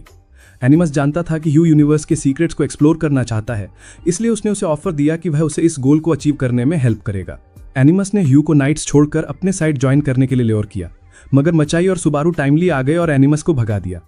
लौटने पर ह्यू को अंदाजा हो गया कि एनिमस फिर लौटेगा, और जब वे दोबारा मिले तो ह्यू ने सीधे पूछा कि क्या एनिमस फ्यूचर से आया है। एनिमस ने इनकार नहीं किया और रिवील किया कि उसने फ्यूचर वर्ल्ड को डिस्ट्रॉय कर दिया और अब एग्जिस्टेंस की ओरिजिन देखने पास्ट में लौटा है। इस रेवलेशन ने ह्यू को डिसीजन लेने पर मजबूर कर दिया। अपनी पावर का यूज करते हुए उसने अपना खुद का गोलम बनाया और वाव किया कि वह इसे ह्यूमैनिटी की हैप्पीनेस के लिए यूज करेगा और एनिमस की टेम्परेरी डिजायर्स का अंत करेगा। ह्यू शॉक था जब उसे पता चला कि यंग टेयू ने एनिमस को सपोर्ट करने का डिसीजन ले लिया है। उसे बाहर निकाल दिया गया, लेकिन उसने टेयू के इंटेंशंस को समझने के लिए उसकी पार्टिसिपेशन को सीक्रेट रखने का फैसला किया। ह्यू ने देखा कि टेयू पूरी तरह से एक्साइटेड नहीं था, बस मजबूरी में एनिमस के साथ था। इसी बीच यूशी पहाड़ पर गोलम ट्रैप करने के लिए गड्ढे खोद रहा था और अपनी स्पीड बढ़ाने की कोशिश कर रहा था। अचानक उसे एक बॉक्स मिला जिसमें उसके नाम का लेटर था। उसमें लिखा था कि किसी ने उसे वहां खुदाई करते हुए देखा था और उसके लिए यह बॉक्स गाड़ दिया था। यूशी को समझ आया कि यह लेटर दिवंगत स्वॉर्डफिश नाइट ने लिखा था, जिसके पास फ्यूचर देखने की एबिलिटी थी। दूसरी तरफ मिकाजुकी रास्ते में सुबारू से मिली और दोनों ने एनिमस की तलाश में साथ काम करने का फैसला किया। यूशी को स्वॉर्डफिश नाइट की डायरी मिली जिसमें उसके लाइफ इवेंट्स लिखे थे। उसने बताया कि वह 500 साल तक जिया। 5 साल की उम्र में वह समुद्र में खो गया और किनारे आकर एक मंक से मिला जो उसका गुरु बना। वर्षों की ट्रेनिंग से उसकी विजन जागृत हुई और वह हर चीज को पहले से प्रेडिक्ट कर सकता था। लेकिन एक दिन उसके गुरु ने एक ऑर्फन लड़का लाकर दिया जो उस सामुराई से बदला लेना चाहता था जिसने उसके गांव को तबाह कर दिया था। ट्रेनिंग के बाद वह लड़का बदला लेने गया, पराजित होकर लौटा और बाद में मर गया। सदियों तक नाइट ने कई डिसाइपल्स को ट्रेन किया लेकिन सभी मर गए। इससे उसने सीखा कि वह कोई गॉड नहीं बल्कि एक साधारण इंसान है। एक दिन उसकी मुलाकात मचाई और सुबारू से हुई। सुबारू रो रही थी क्योंकि मचाई ने उसका नाश्ता खा लिया था। नाइट ने झगड़ा सुलझाने के लिए मचाई से वादा किया कि अगर वह पार्क साफ कर दे तो वह उसके लिए ब्रेकफास्ट खरीदेगा। दोनों में सुलह हो गई और नाइट ने सेंस किया कि यह उसके अंतिम शिष्य होंगे। जैसे जैसे उसकी स्ट्रेंथ कम होती गई, उसकी मुलाकात स्वॉर्डफिश से हुई जिसने उसे नाइट की उपाधि दी। नाइट ने स्वॉर्डफिश से कहा कि यह दुर्भाग्य है कि उनकी मुलाकात उस समय हुई जब वह कमजोर हो चुका था। उसने स्वॉर्डफिश को यह कहकर चौंका दिया कि उसके पास जीने के लिए केवल 1 महीना बचा है। स्वॉर्डफिश ने निश्चय किया कि वह उसे मदद करेगा ताकि वह बाकी नाइट्स के लिए जितना हो सके उतना लेगेसी छोड़ सके। इसके बाद नाइट ने मचाई और सुबारू को ट्रेनिंग दी। उसने उन्हें अनबीटेबल पेयर बनने की स्ट्रैटेजी सिखाई, एक शील्ड की तरह और दूसरा स्पीयर की तरह। अपने लाइफ के फाइनल मोमेंट्स में नाइट ने कहा कि भले ही उसने 500 ईयर्स तक जिया लेकिन उसे अभी डेथ का डर था। जैसे ही यूही डायरी के लास्ट हिस्से पर पहुंचा, उसने पढ़ना रोक दिया क्योंकि उसे पहले से पता था कि इसका एंड कैसे होगा। नाइट ने यूही के लिए एक आखिरी मैसेज छोड़ा था, प्रिंसेस का ध्यान रखना। इस दौरान सुबारू ने मिकाजुकी को अपने मास्टर और 6 आइड मड गोलम से हुई लड़ाई के बारे में बताया। एक दिन उनके मास्टर ने अनयूजुअल बिहेवियर करना शुरू कर दिया। उसने दोनों गर्ल्स को बताया कि मड गोलम की किलिंग उसकी आखिरी इच्छा होगी और उन्हें माउंटेन पर ले गया। मास्टर जानता था कि वो मरेगा लेकिन चाहता था कि दोनों बच्चे सरवाइव करें और फाइट करना सीखें। हालांकि जब मड गोलम ने उन्हें ढूंढ निकाला और हमला कर दिया तो हालात उम्मीद के मुताबिक नहीं रहे। मास्टर ने उन्हें बचाने के लिए मैजिक स्पेल्स यूज किए लेकिन क्रिएचर के स्पाइक्स ने उसका शरीर छेद दिया। उसने दोनों से कहा कि वे काउंटर अटैक का कोई तरीका ढूंढे। मचाई ने सुबारू को दूर खींचा ताकि स्ट्रैटेजी बना सके। इस बीच स्वॉर्डफिश को लगा कि मास्टर का लेसन फ्लॉट था। डेथ के बारे में सिखाने की बजाय उसे विल टू फाइट और बिना रिग्रेट के जीने की डिटर्मिनेशन पर जोर देना चाहिए था। कोई ऑप्शन ना होने पर स्वॉर्डफिश ने लड़कियों को बचाने के लिए टेलीपोर्ट किया और गोलम के सिर पर अटैक किया। फिर उन्हें उसे खत्म करने का आदेश दिया। दोनों ने मिलकर एक स्ट्रॉन्ग शील्ड बनाया जिसने स्पाइक्स को रोका। बाद में उसी शील्ड को वेपन में बदलकर उन्होंने मड गोलम को डिस्ट्रॉय कर दिया। इसके बाद मास्टर ने उन्हें याद दिलाया कि एक दूसरे की वीकनेसेस को कवर करते हुए साथ काम करना ही उनकी स्ट्रेंथ है। उसने ये भी कहा कि अगर कभी उनका सामना एनिमस से हो तो वे बता दें कि उसकी ओमनीसाइंस के बावजूद वो और मास्टर दोनों ही मॉर्टल्स हैं, गॉड्स नहीं। गर्ल्स हेल्प मांगना चाहती थीं, लेकिन मास्टर ने स्वॉर्डफिश को अपनी आखिरी इच्छा बताई कि वे दोनों उससे आगे बढ़ें और स्ट्रॉन्गर बने। फिर वो चल बसा, अपने पास्ट डिसाइपल्स के साथ दूसरी दुनिया में उनका इंतजार करते हुए। सुबारू बहुत दुखी हुई क्योंकि कोई नहीं जानता था कि उसका मास्टर कहां से आया था। सच जानने के बावजूद लोग ऐसे बिहेव कर रहे थे मानो वो कभी एग्जिस्ट ही ना किया हो। मिकाजुकी ने मास्टर की प्रशंसा की और रिग्रेट जताया कि काश वो उससे पहले मिल पाता। कुछ दिन बाद यूही और हीना ने हनाको और तेरू को ट्रेनिंग दी। नॉय ने सुझाव दिया कि ऑफेंसिव टेक्निक्स की बजाय उन्हें एवेजन और डॉजिंग प्रैक्टिस करनी चाहिए ताकि सर्वाइवल चांसेस बढ़ें। हीना मान गई और उसने दोनों को अपने अटैक से बचने का प्रैक्टिस कराया। ट्रेनिंग के बीच मिकाजुकी ने अचानक फोन किया और यूही को समर कैंप ट्रिप पर ग्रुप लीड करने के लिए मना लिया। हीना उत्सुक दिख रही थी, इसलिए ग्रुप जल्द ही बीच की ओर रवाना हो गया। हयाओ और नागुनो फिशिंग करने चले गए, जबकि तरु, यूही और हनाको किनारे पर ही रहे क्योंकि उनमें से कोई भी स्विमिंग नहीं जानता था। स्विमर्स ने उन्हें पानी में आने के लिए कहा, लेकिन तीनों ने मना कर दिया जब तक कि हीना ने आवाज नहीं दी। यूही तुरंत उसकी ओर दौड़ पड़ा। उस शाम मिकाजुकी ने बॉयज को बियर पीने का सजेशन दिया, लेकिन तेरू ने वीडियो गेम खेलना चुना और दोनों ओल्डर मैन साउना में चले गए। तेरू नाबालिग था, इसलिए उसने सिर्फ वाटर लिया। मिकाजुकी ने पूछा कि क्या तेरू हनाको को डेट कर रहा है, लेकिन तेरू ने कहा कि वे बस चाइल्डहुड फ्रेंड्स हैं। हालांकि तेरू के रैट फैमिलियर ने खुलासा किया कि वे इतने करीब थे कि हनाको अक्सर उसकी खिड़की पर चढ़कर उससे मिलने आती थी। नोई ने आगे बताया कि हीना भी अक्सर यूई के रूम में घुस जाती थी, जिससे मिकाजुकी जेलस होकर गुस्से में वहां से चला गया। वो चिल्लाया, कोई इस क्रो को बचा ले।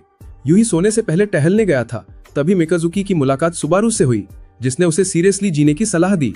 बीच पर चलते हुए यूही ने हीना को समुद्र से लौटते देखा। वो अपनी पावर को नए तरीके से यूज करके उसकी क्षमता समझ रही थी। पास से गुजर रही याको ने हिना को इस वर्ल्ड को डिस्ट्रॉय करने के इरादे की बात सुनी, लेकिन उसने इसे अपने तक ही रखने का फैसला किया क्योंकि उसके दिल में यूही के लिए फीलिंग्स थीं और वो हालात को पहले समझना चाहती थी। अगली सुबह एक नया मड गोलम प्रकट हुआ। ग्रुप पहाड़ पर चढ़ा और जल्द ही उसी 7 आइड क्रिएचर से सामना हुआ। अचानक एनिमस प्रकट हुआ और यूही और हिना को पकड़कर समुद्र में ले गया। मेकाजुकी ने उनका पीछा किया और नागुमो को बाकी ग्रुप लीड करने के लिए छोड़ दिया। एनिमस ने कहा कि उसका कोई इविल इंटेंशन नहीं, वो बस यूही और हिना से बात करने आया है। इसी बीच नाइट्स उस रिलेंटलेस क्रिएचर से फाइट कर रहे थे। वो नॉन स्टॉप आगे बढ़ रहा था, फोर्सिंग ग्रुप को टेम्परेरी शेल्टर ढूंढना पड़ा। ह्यू उस मॉन्स्टर को छूने का तरीका ढूंढना चाहता था क्योंकि उसके दिमाग में पहले से एक प्लान था। ग्रुप ने जल्दी से मॉन्स्टर का ध्यान डिस्ट्रैक्ट किया ताकि ह्यू को मौका मिले, लेकिन उन्हें यकीन नहीं था कि वे बिना सेक्रीफाइस किए उसे हरा पाएंगे। उसी समय एनिमस ने यूही को रिवील किया कि हिना में जो स्पिरिट समाहित है वो असल में उसकी छोटी बहन एनिमा है। हालांकि एनिमा ट्रेडिशनल सेंस में सिस्टर नहीं थी, बल्कि एनिमस की एक्स्ट्रा पावर से बनी थी। एनिमस को हैरानी थी कि एनिमा ने सिर्फ उसके काम में इंटरफेयर करने के लिए सब किया। यूही को फाइनली समझ आया कि हैमर ने दुनिया को तुरंत क्यों नहीं तोड़ा, क्योंकि एनिमस भी एनिमा के बनाए रूल से बंधा था। लेकिन हिना एनिमा नहीं और उसकी बात समझ नहीं पा रही थी। उसने गुस्से में समुद्र पर पंच मारा जिससे पानी चारों तरफ उछल गया। इससे 7 आइड मॉन्स्टर का ध्यान उसकी ओर गया और ह्यू पास पहुंच गया। वो एक क्रिएचर का एक हिस्सा निकालने में कामयाब रहा, लेकिन फिर वो याको पर हमला करने लगा। मेगुमो ने याको की वुडन स्वॉर्ड को स्ट्रॉन्गर बना दिया ताकि वो बच सके। ह्यू को एहसास हुआ कि उसका बनाया क्ले गोलम मॉन्स्टर ने खा लिया है और अब वो उसे रिस्टोर नहीं कर सकता। इसका फायदा उठाकर मचाई और सुबारू ने वेपन्स कंजर किए और मॉन्स्टर पर अटैक किया। सभी नाइट्स ने मिलकर अपनी कंबाइंड ताकत से एक फाइनल और पावरफुल स्ट्राइक किया और मॉन्स्टर को डिस्ट्रॉय कर दिया। यूही हिना को वापस किनारे ले आया। उसी समय मिकाजुकी पहुंचा, लेकिन एनिमस एस्केप कर चुका था। मेगुमो ने मॉन्स्टर के डिफीट की न्यूज दी, जिससे मिकाजुकी और शॉक्ड रह गया। मेगुमो ने उसे साथियों को छोड़कर जाने की सजा दी और घोषणा की कि उस नाइट के सेलिब्रेशन फीस्ट में खाना सिर्फ मिकाजुकी को नहीं मिलेगा। अगले दिन यूही ने देखा कि ह्यू ने प्रैक्टिस के लिए 2 आंखों वाले गोलम्स बनाए थे।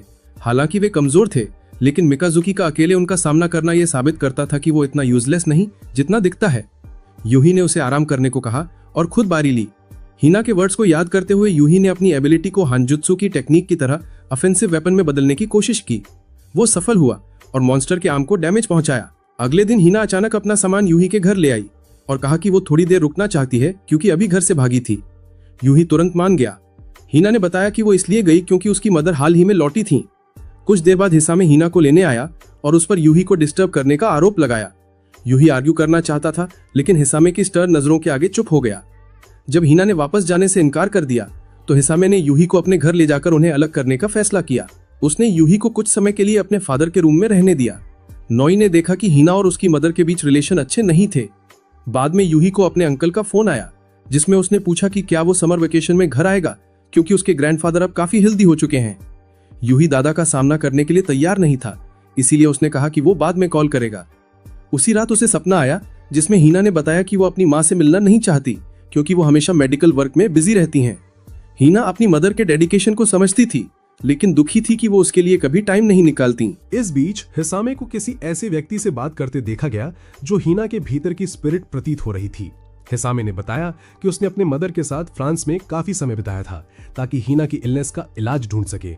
यही वजह थी कि बचपन में हिना उससे साल में केवल 2 बार ही मिल पाती थी और धीरे धीरे वो उससे इमोशनली दूर हो गई थी।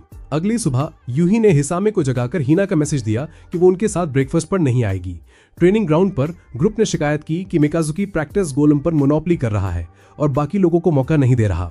यूही के पास उसके टायर्ड होने तक वेट करने के अलावा कोई ऑप्शन नहीं था। हिसामे बार बार हिना से घर लौटने की जिद करता रहा, लेकिन उसने साफ मना कर दिया। उसी शाम हिसामे यूही के पास आया और दोनों ने साथ में बियर पी।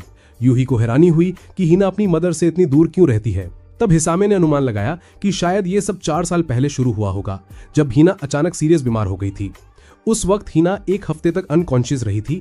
केवल हिसामे ही घर लौटा था क्योंकि उनकी मदर फ्रांस में पेशेंट्स के इलाज में बिजी थी। यहीं से मदर और डॉटर के बीच एक गहरी दरार पड़ने लगी थी। हिसामे ने यूही से पूछा कि क्या हिना उससे नफरत करती है, क्योंकि उसके पास फ्रांस जाने का कोई प्रॉपर कारण नहीं था। उसे डर था कि हिना नाराज हो सकती है। यूही ने सोचा कि हैंजेत्सु ऐसी सिचुएशन में क्या करता और फिर उसे सलाह दी कि वो हिना से सीधे पूछें। उसने हिसामे को एनकरेज किया कि वो बच्चों जैसा व्यवहार ना करे और हिना से सिंपल और ऑनेस्ट बातचीत करें और हमेशा मुस्कुराना याद रखे। यूही हिसामे को अकेला छोड़कर चला गया ताकि वो हिना से बात कर सके। थोड़ी देर बाद हिसामे वापस आया और बताया कि हिना सो गई थी और बात नहीं हो सकी। लेकिन उसके चेहरे पर खुशी साफ दिख रही थी। अगले दिन यूही ने हीना को बताया कि उसकी मदर उसी शाम जा रही हैं। हीना ने वादा किया कि वो रात को घर लौटेगी और हिसामे ने उससे सीधे बात करने का फैसला किया। यूही उन्हें प्राइवेसी देने के लिए बाहर निकल गया। हिसामे ने हीना से माफी मांगी कि वो बिना किसी क्लियर कारण के उसे छोड़कर फ्रांस चला गया। हीना ने कहा कि वो अपने परिवार से इसलिए दूर रहती थी क्योंकि उसे गिल्ट महसूस होता था। उसे लगता था कि उसका जन्म ही उनके फैमिली के टूटने का कारण है। हिसामे ने उसे ऐसे विचार छोड़ने को कहा और माफी मांगी कि उसने कभी उसे ऐसा महसूस कराया। हीना ने भी माफी मांगी और दोनों सिस्टर्स ने अपने डिफरेंसेस सुलझा लिए। हालांकि हीना अभी अपनी मदर का सामना करने के लिए रेडी नहीं थी। यूं ही उसके पीछे गया और कहा कि अगर वो डर रही है तो वो उसके साथ रहेगा। हीना नदी पार कूद गई और यूही ने अपनी पावर का यूज करके उसका पीछा किया और उसे भरोसा दिलाया। जब दोनों लौटे तो हीना की मदर दौड़कर उसके पास आई और उसे गले लगाकर रो पड़ी। फैमिली फिर से यूनाइटेड हो गया। उसी शाम यूही ने अपने अंकल को फोन किया और कहा कि वो अपने ग्रैंडफादर से मिलने आएगा। अगली सुबह ट्रेनिंग के दौरान यूही ने हीना को किसी अनजान को लाते देखा। नोई ने तुरंत पहचान लिया कि वो प्रिंसेस एनिमा है, लेकिन एनिमा ने उसकी कोई परवाह नहीं की। हीना को समझ नहीं आया कि वो सुबह उसके बगल में क्यों खड़ी थी। यूही ने ग्रुप को एनिमा की उपस्थिति के बारे में बताया। ज्यादातर ने उदासीनता दिखाई, लेकिन 20 नाइट्स ने गहरी सांस ली। यूही जब कुछ खाने गया तो उसे दरवाजे के बाहर एक लंबा कॉरिडोर दिखाई दिया। नोई ने पहचान लिया कि ये एनिमा का काम है। यूही उस कॉरिडोर से गुजरा और अचानक खुद को एक नई डायमेंशन में पाया जहां बाकी लोग भी पहुंचा दिए गए थे। याको एम्बैरस थी क्योंकि वो अपनी कॉस्प्ले ड्रेस चेंज नहीं कर पाई थी। सबके इकट्ठा होने पर एनिमा ने नागुमो के घोड़े को बुलाया और उसे घुटने टेकने का आदेश दिया। अचानक उसने उसे यूनिकॉर्न में बदल दिया और नागुमो ऑफिशियली यूनिकॉर्न नाइट बन गया। इसके बाद एनिमा ने उस जगह को डिसॉल्व कर दिया और सबको घर लौटा दिया। यूही को एहसास हुआ कि 12 डेमन नाइट्स को 3 ग्रुप्स में डिवाइड किया गया है और हर ग्रुप से एक रैंडम पर्सन ग्रेट नाइट बनने के लिए चुना जाएगा। नागुमो पहला था, बाकी 2 अननोन थे। तभी एक 8 आइड मड गोलम प्रकट हुआ। हीना ने फोन पर बताया कि वो फाइट में हिस्सा नहीं ले पाएगी क्योंकि एनिमा ने उसकी पूरी एनर्जी ड्रेन कर दी थी। उसने नाइट से बस यही कहा कि वो किसी भी हालत में मरे नहीं। ग्रुप तुरंत माउंटेन पर पहुंचा जहां उनका सामना एनिमस और 8 आइड मॉन्स्टर से हुआ। मिकाजुकी ने जल्दी से 2 लड़कियों को अटैक रेंज से बाहर खींच लिया। ह्यू ने अपना गोलम भेजा, लेकिन मॉन्स्टर की टेल ने एक ही बार में उसे तोड़ दिया। तब भी नागुमो आकाश से ड्रिल की तरह उतरा, टेल को काट दिया। एनिमस और मॉन्स्टर भाग गए और नाइट्स टेम्परेरीली सेफ हो गए। ट्रेनिंग के दौरान ह्यू ने हेल्प के लिए 3 आंखों वाला मड गोलम बनाया जिसके सर पर एक हाथ था और मेन वेपन उसके शार्प टीथ थे। यूही को पता चला कि हारू की एबिलिटी क्या है। वो मॉलिक्यूलर टेम्परेचर बढ़ाकर आग पैदा कर सकता है, जबकि हानाको की एबिलिटी ऑब्जेक्ट्स को फ्रीज करना है। यूही और हानाको दोनों अपनी टेक्निक्स का नाम नहीं रखना चाहते थे, लेकिन बाकी लोगों को लगता था कि नेम्स टेक्निक्स को और फन बना देते हैं। घर लौटते समय यूही ने एनिमा को छत से उल्टा लटकते देखा। उसने पूछा कि वो वहां क्या कर रही है, तो एनिमा ने कहा कि उसे कुछ खाना चाहिए। यूही ने उसे इंस्टेंट नूडल्स दिए, लेकिन वो काफी नहीं थे। एनिमा ने और मांगे। यूही ने शर्त रखी कि वो तभी देगा जब वो बताए कि हिना को कैसे रिकवर कराया जाए। एनिमा ने बताया कि खाना खाने से उसकी एनर्जी रिचार्ज होती है, जिसे वो हिना में ट्रांसफर कर रही थी।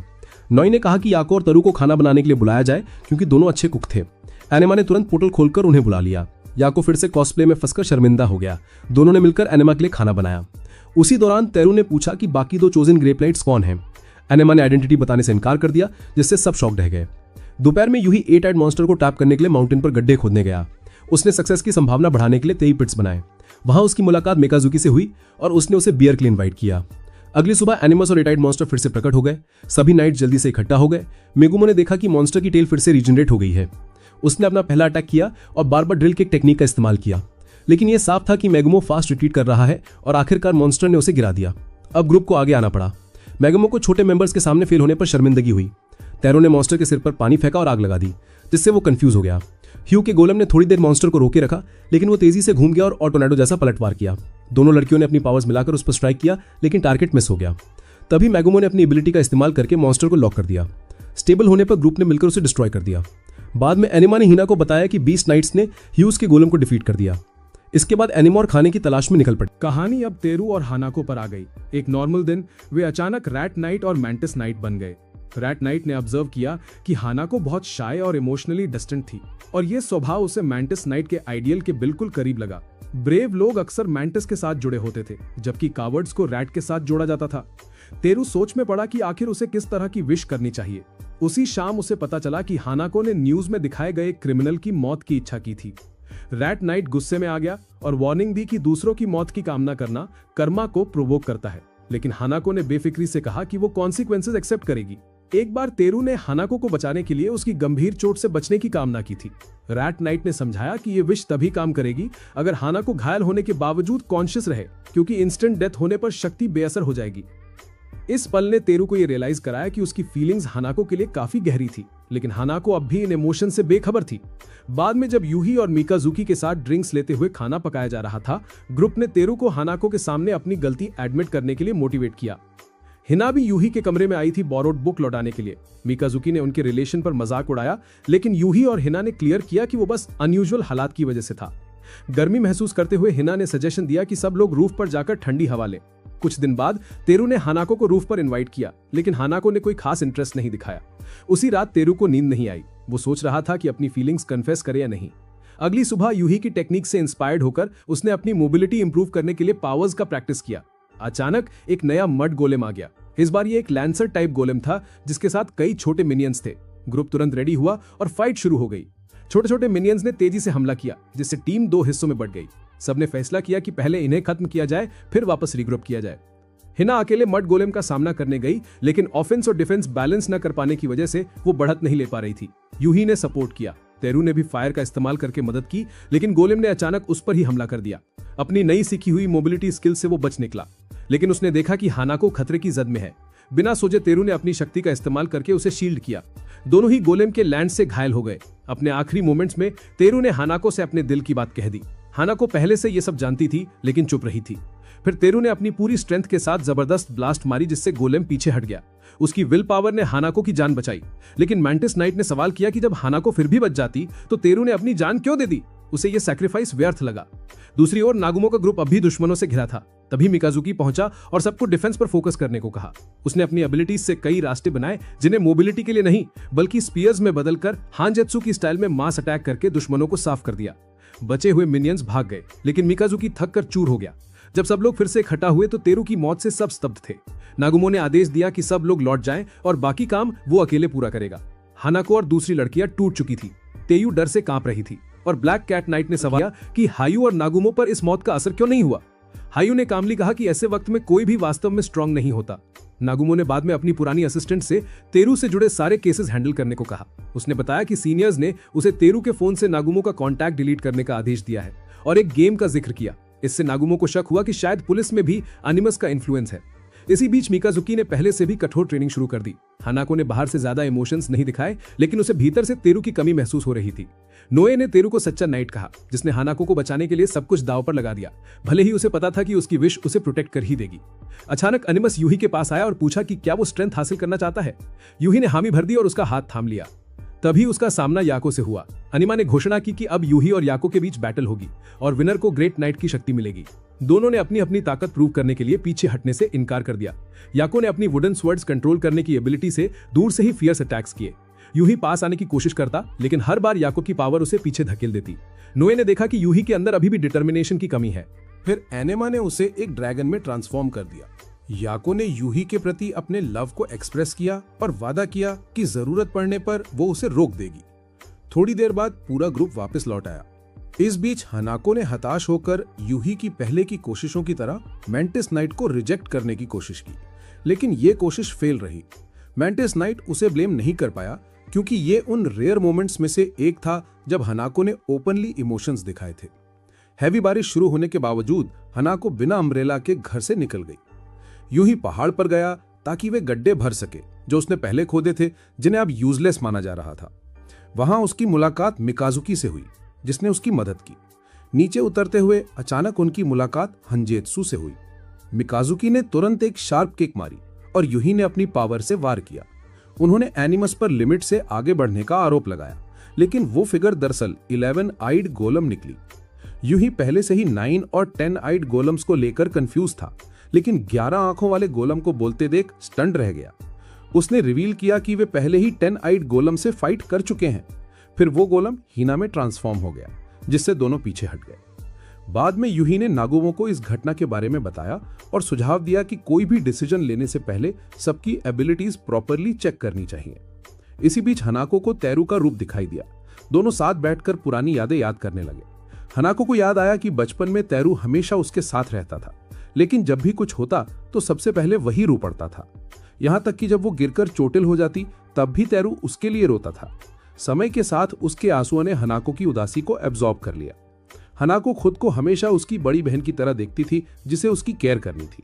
उसने इमेजिन किया था कि वे दोनों साथ में यूनिवर्सिटी जाएंगे, लेकिन जब तेरू ने हाई स्कूल से ग्रेजुएट होकर कुलिनरी स्टडीज चुन ली तो हनाको अपनी डायरेक्शन खो बैठी। वो अक्सर तेरू की तरफ देखकर मुस्कुराती थी, लेकिन उसकी जेन्युइन हैप्पीनेस देख अंदर से एम्प्टी फील करती। अपनी भावनाओं को फिर से डिस्कवर करने के लिए उसने उसके करीब रहना शुरू कर दिया। हनाको समझ गई कि ये असली तेरू नहीं था, फिर भी उसने उसकी प्रेजेंस के लिए ग्रेटिट्यूड दिखाया। इसने उसे इमोशनली बैलेंस होने में मदद की। फिर गोलम वहां से चला गया और वादा किया कि अगली बार बैटलफील्ड में मिलेगा। थोड़ी देर बाद 9 आइड गोलम फिर प्रकट हुआ। पूरा नाइट स्क्वाड ब्लैक क्लोथ्स में तेरू की स्मृति में रिस्पेक्ट देने के लिए इकट्ठा हुआ, लेकिन हीना वहां नहीं पहुंच पाई। अब हनाको अपकमिंग चैलेंजेस के लिए तैयार थी। उसने अपने बाल छोटे कर लिए और अपनी बुक वॉर्म वाली इमेज छोड़कर वॉरियर बनने का संकल्प लिया। मिकाजुकी को शक हुआ कि ये छोटे मिनियंस भी 10 आइड गोलम की स्ट्रैटेजी का हिस्सा है। ग्रुप अब दोनों गोलम से सतर्क हो गया। इसी बीच नागुमो और याको अपने लेजेंडरी नाइट्स फॉर्म्स में आ गए। हनाको ने एनिमस से रिक्वेस्ट की कि वो 9 आइड गोलम को उसके लिए छोड़ दे। एनिमस ने मान लिया। बैटल शुरू हुई। याको और नागुमो ने गोलम के वेपन को सील कर दिया। मिकाजुकी ने स्पीयर्स की बारिश कर दी। हायू ने भी एक गोलम समन किया और मॉन्स्टर का लेंस तोड़ दिया। ग्रुप ने कंबाइंड अटैक किया और क्रीचर भाग गया, लेकिन हनाको रास्ते के एंड में घात लगाए बैठी थी और उसने आइस स्पाइक्स की भारी बौछार कर दी। उसने अपनी सारी भावनाएं फाइनल स्ट्राइक में डाल दी। नोस ने देखा कि जहां हंजेत्सु और स्वॉर्डफिश नाइट का सम्मान बहुत था, वहीं तेरू सबका फेवरेट था। उसकी लेगेसी से इंस्पायर्ड होकर हनाको ने कुलिनरी स्कूल ज्वाइन करने का फैसला किया। एक दिन स्कूल में मिकाजुकी ने यूही को एक high paying easy part time job offer की। क्यूरियस होकर यूही ने एग्री कर लिया और उसे एक ऑफिस ले जाया गया, जहां वो बॉडीगार्ड के रूप में काम करने वाला था। बॉस, जो कि हंजेत्सु शिबलिंग्स को जानता था, उसने तुरंत यूही को हायर कर लिया जब उसे पता चला कि वो हंजेत्सु का ट्रेनी है। डिनर में यूही ने स्टेक एंजॉय किया और मिकाजुकी ने हीना को भी इनवाइट कर लिया। हीना ने बदले में एनिमा को भी साथ बुला लिया। डिनर के दौरान मिकाजुकी ने अपने हाई स्कूल डेज की स्टोरी सुनाई। उस समय हंजेत्सु कॉलेज में था। मिकाजुकी अपनी स्ट्रीट फाइट्स की विक्ट्रीज का बोस्ट करता था, लेकिन हंजेत्सु ने कहा कि सिर्फ फाइट से फ्यूचर सिक्योर नहीं होता। अपनी बात को साबित करने के लिए हंजेत्सु ने दिखाया कि मिकाजुकी को अभी बहुत कुछ सीखना बाकी है। मिकाजुकी ने अपनी हार का रीजन हंजेत्सु की एज एडवांटेज बताया। हंजेत्सु ने मजाक में कहा कि बड़े होने पर फिर से मुकाबला करेंगे, लेकिन मिकाजुकी को लगा कि हंजेत्सु के पास कोई हिडन सीक्रेट है और उसने उसका पीछा करना शुरू कर दिया। एक दिन मिकाजुकी को कुछ गैंगस्टर्स ने पकड़ लिया। उन्हें लगा कि वो किसी के ऑर्डर्स पर हंजेत्सु की स्पाइंग कर रहा है। उन्होंने उससे पूछताछ की, लेकिन मिकाजुकी ने उन्हें प्रोवोक कर दिया और वो पकड़ा गया। गैंगस्टर्स जानना चाहते थे कि उसका हंजेत्सु से क्या रिलेशन है, क्योंकि हंजेत्सु उनके काम में बार बार ऑब्स्टिकल बन रहा था। आखिरकार हंजेत्सु ने उनका पता लगाया और अकेले ही गैंग को खत्म करके मिकाजुकी को बचा लिया। फिर वो उसे बॉस के पास ले गया। ये बॉस सिक्योरिटी से लेकर डिस्प्यूट्स तक सब संभालता था। उसने मिकाजुकी की क्षमता और उसकी एम्बिशन को पहचाना। बॉस ने हंजेत्सु से उसे प्रॉपरली ट्रेन करने को कहा। अगले 6 सालों में मिकाजुकी इतना स्ट्रांग हो गया कि उसने हंजेत्सु को एक टफ डुअल में चैलेंज किया। हंजेत्सु को इस लड़ाई में सचमुच स्ट्रगल करना पड़ा। मिकाजुकी की प्रतिभा देख हंजेत्सु ने उसे पार्ट टाइम जॉब्स पर साथ ले जाना शुरू कर दिया। स्टोरी यहीं खत्म होती है। हीना सो चुकी थी और यूही रिफ्रेश्ड फील कर रहा था। अब वीकेंड में मिकाजुकी के साथ उसका रीमैच फिक्स हुआ। एनिमा ने घोषणा की कि डुअल का विनर हीना को डेट करेगा। उस रात नोस ने यूही से पूछा कि क्या उसे लगता है कि वो जीत सकता है। यूही ने कहा कि उसे जीतना ही होगा, क्योंकि अब वो मिकाजुकी के साथ और भी इंटेंस ट्रेनिंग करने वाला है। वीकेंड तक मिकाजुकी ने दोनों लड़कियों को डुअल के बारे में बता दिया। बीस्ट नाइट्स ने क्रो नाइट्स का जिक्र किया। मिकाजुकी को वो समय याद आया जब वह इंडिया में था। तब क्रो नाइट ने बिना कुछ कहे अपनी इच्छा पूरी की थी। वहाँ उसने एक छोटी गर्ल को अपने लिए परफॉर्म करते देखा, लेकिन उसके पास उसे देने के लिए कुछ नहीं था, इसलिए वो रेड मांगी। दोनों गर्ल्स को मिकाजुकी सचमुच अजीब लगा। इस बीच तेयूस 11 आइड क्रीचर को दुनिया के बारे में समझाने के लिए बुक्स देता है। 10 आइड मड डॉल्स लगातार शून्य से उत्पन्न हो रही थी और नाइट्स को अपनी ओर खींचने के लिए एक ऑरा फैला रही थी। पूरा ग्रुप तुरंत इकट्ठा हुआ और क्रीचर्स की विशाल संख्या देखकर स्टन रह गया। उन्हें डाउट हुआ कि कहीं कोई ओरिजिनल सोर्स जरूर होगा और जब तक उसे खत्म न किया जाए मड डॉल्स बढ़ती ही रहेंगी। हीना ने अटैक किया और झुंड को तब तक नष्ट किया जब तक कोई बचा न रहे। एनिमस हंसते हुए पीछे हट गया। हैवी बारिश शुरू हो गई और यूही को लगा कि मिकाजुकी ड्यूल टाल देगा, लेकिन मिकाजुकी फाइट पर अड़ा रहा। दोनों अचानक एनिमस के डोमेन में पहुंच गए, जहां वो उनकी फाइट देखना चाहती थी। यूही ने अपना चश्मा उतारा और मिकाजुकी पर हमला कर दिया। जवाब में मिकाजुकी ने हवा में मैन्यूवर करने के लिए अपनी यूनिक स्ट्रक्चर बनाई। यूही ने अपनी एबिलिटीज का इस्तेमाल करके मिकाजुकी पर जोरदार वार किए। मिकाजुकी को यह फाइट थ्रिलिंग लगी। उसे एहसास हुआ कि आखिरकार यूही लड़ाई का मजा लेने लगा है। वो चीज जिसके लिए वो लंबे समय से स्ट्रगल कर रहा था। फिर यूही आगे बढ़ा, मिकाजुकी को पकड़कर उसकी स्ट्रक्चर से बाहर खींचा और उसे जमीन पर जोर से पटक दिया।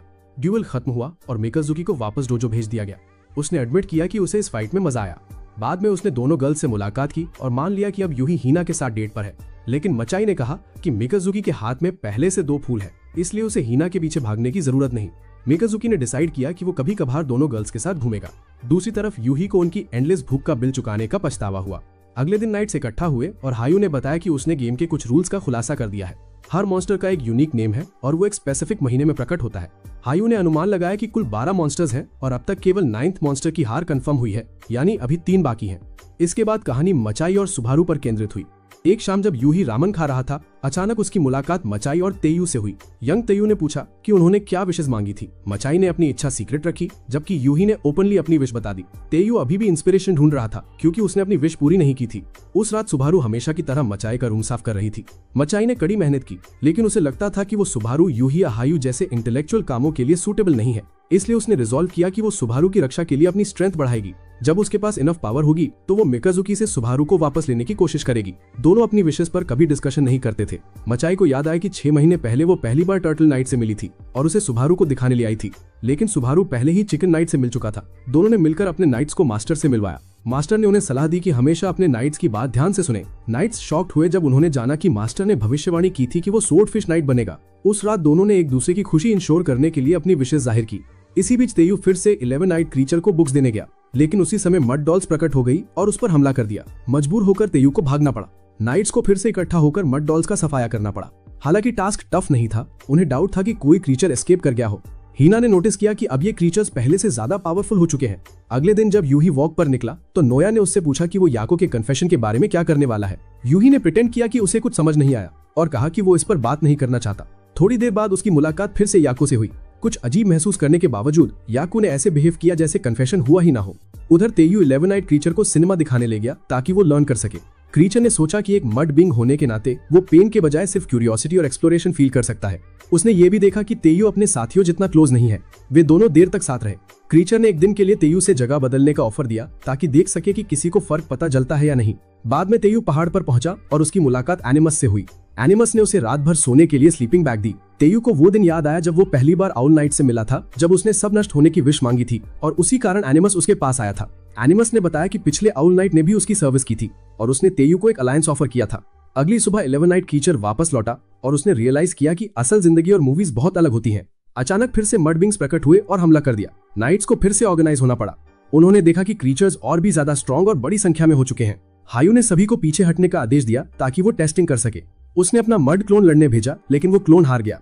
इस बार क्रीचर्स इतने पावरफुल थे कि उन्हें हराने के लिए हायू को अपने क्लोन का सेल्फ डिस्ट्रक्शन मैकेनिज्म एक्टिवेट करना पड़ा। कुछ दिनों बाद मिकाजुकी पहाड़ पर जॉगिंग कर रहा था और अचानक उसकी नजर तेयू पर पड़ी, जो यूही के एक पुराने ट्रैप में फंस गया था। जब मिकाजुकी ने तेयू से पूछा कि वो वहां क्या कर रहा है, तो तेयू, जो अपनी पोल खुलने के डर से नर्वस था, ने दावा किया कि वो ट्रेनिंग कर रहा है। मिकाजुकी ने उसकी बात मान ली।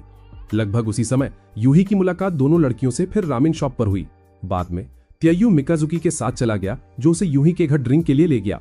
वहां भी दोनों लड़कियों को देखकर यूही ने कहा कि वो उन्हें उनके मास्टर की किताब लौटाना चाहता है। ग्रुप ने साथ मिलकर डिनर का आनंद लिया और तेयू को ये लाइवली माहौल बहुत पसंद आया। उस रात मिकाजुकी तीनों बच्चों को घर छोड़ा आया। दोनों लड़कियों ने तेयू को मास्टर की किताब देते हुए कहा कि उन्होंने इससे बहुत कुछ सीखा है और इसे आगे बढ़ाना चाहती हैं। लड़कियों के जाने के बाद मिकाजुकी ने चिंता जताई कि शायद तेयू के पेरेंट्स उसकी चिंता करेंगे, लेकिन तेयू ने जवाब दिया कि उसका फैमिली इसके विपरीत है। तभी तेयू के फादर उसे लेने आ गए और मिकाजुकी वहां से चला गया।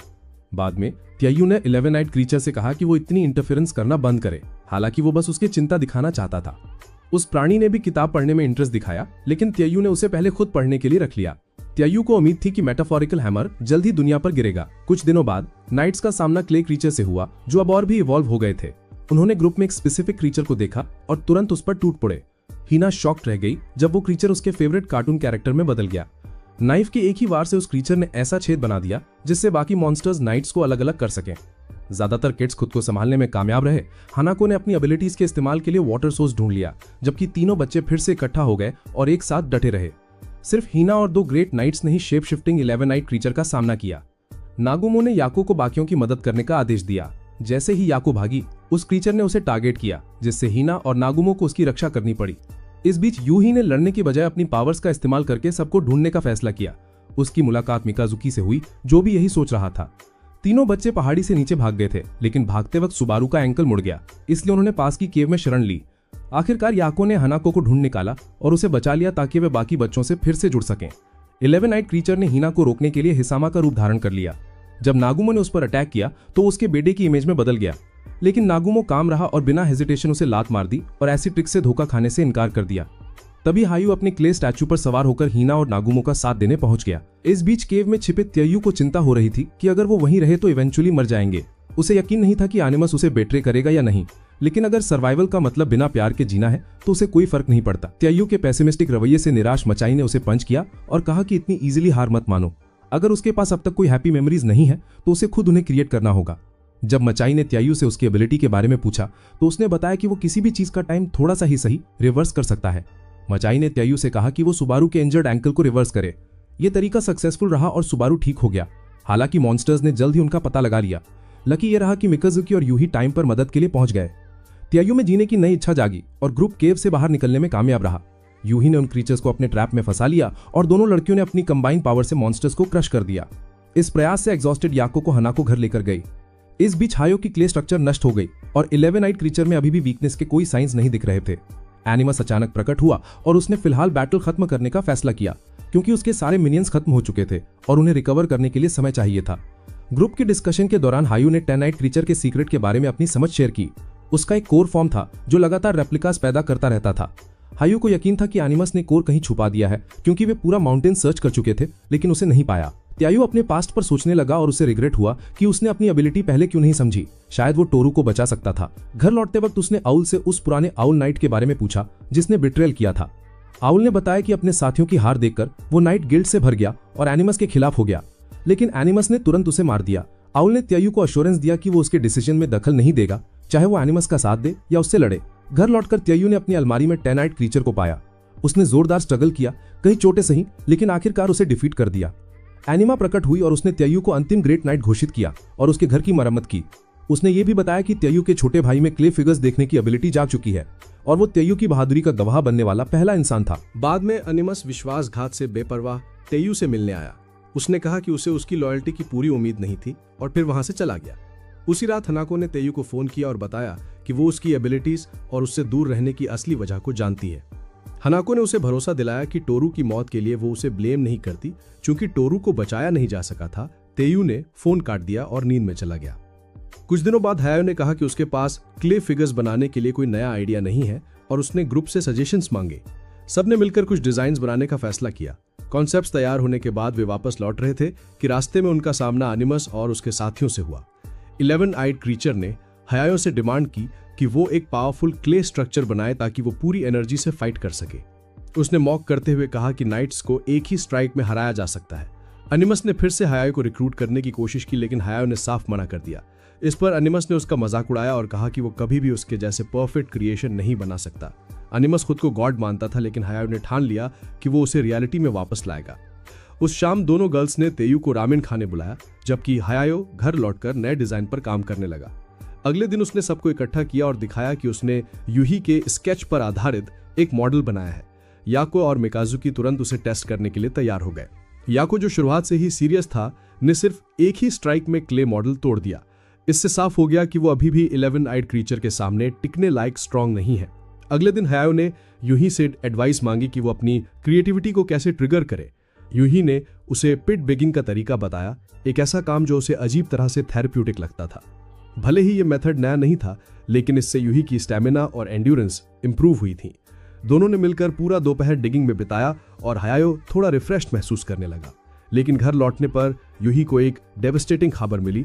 उसके ग्रैंडफादर एक एक्सीडेंट में चल बसे थे। उसने उनके रिकवरी की विश की थी, लेकिन डेस्टिनी ने फिर उसे तोड़ दिया। फ्यूनरल के दौरान उसकी कजन ने बताया कि दादाजी अक्सर लेटर्स लिखते थे, लेकिन ज्यादातर कभी भेजे नहीं गए थे। उसने यूही को वो अनसेंट लेटर्स दिए और पढ़कर उसे पता चला कि उनमें चिंता और सवाल भरे थे। वो फिर कब आएंगे? बाद में यूही वेयरहाउस लौटा, जहां उसे वो चेन्स मिली जिनसे कभी उसे बांधा गया था। उसने उन्हें एक तरफ फेंक दिया और अपने दादाजी को पास्ट हार्डशिप्स के लिए फॉरगिव करने का डिसीजन लिया। उसी रात उसने ड्रीम में दादाजी से मुलाकात की और दिल खोलकर बातें की। सपने में अचानक उसके दादा उसके पिता के साथ चले गए। यूही उनके पीछे भागा, लेकिन फिर उसे एहसास हुआ कि वो ड्रीम देख रहा है। ड्रीम एस्केप में चलते चलते वो हिना के सबकॉन्शियस गेट तक पहुंचा, जहां एनिमा मौजूद थी। एनिमा ने बताया कि हिना के इनविटेशन की वजह से यूही यहां तक पहुंचा पाया है, लेकिन हिना का इस जगह पर फुल कंट्रोल नहीं है, इसलिए जागने पर ये यादें फेड हो जाती हैं। लेकिन अगर यूही चाहे थे, एनिमा उसे ये मेमोरीज प्रिजर्व करने का चांस दे सकती है। उसने यूही के सामने चैलेंज रखा और इशारा किया कि उसका गिल्ट ही उसकी की बनेगा। यूही गेट से गुजरा और सीढ़ियां चढ़ने लगा। वहां उसका सामना हेंजत्सु हुआ। बिल्कुल वैसे ही जैसे हेंजत्सु ने पहले डिस्क्राइब किया था। उसका पर्पस यूही का रास्ता रोकना था। मजबूरी में इंटेंस फाइट शुरू हो गई। हेंजत्सु ने मान लिया कि यूही ने उसकी टेक्निक्स में मास्टरी हासिल कर ली है, लेकिन यह भी कहा कि उसका बॉडी अभी तक पूरी तरह अडेप्ट नहीं हुआ है। हेंजत्सु की डोमिनेंस के बावजूद यूही ने अपना ट्रम्प कार्ड निकाला। उसने अपनी एनर्जी पूरे शरीर में फ्लो कर दी और अपनी स्पीड और स्ट्रेंथ को कई गुना बढ़ा दिया। इस नए स्किल से शॉक होकर हेंजत्सु ने खुद को हार मान लेने दिया और यूही को आगे बढ़ने दिया। सेकंड स्टेज पर यूही का सामना उसके मास्टर से हुआ, जो सिर्फ देखने आए थे।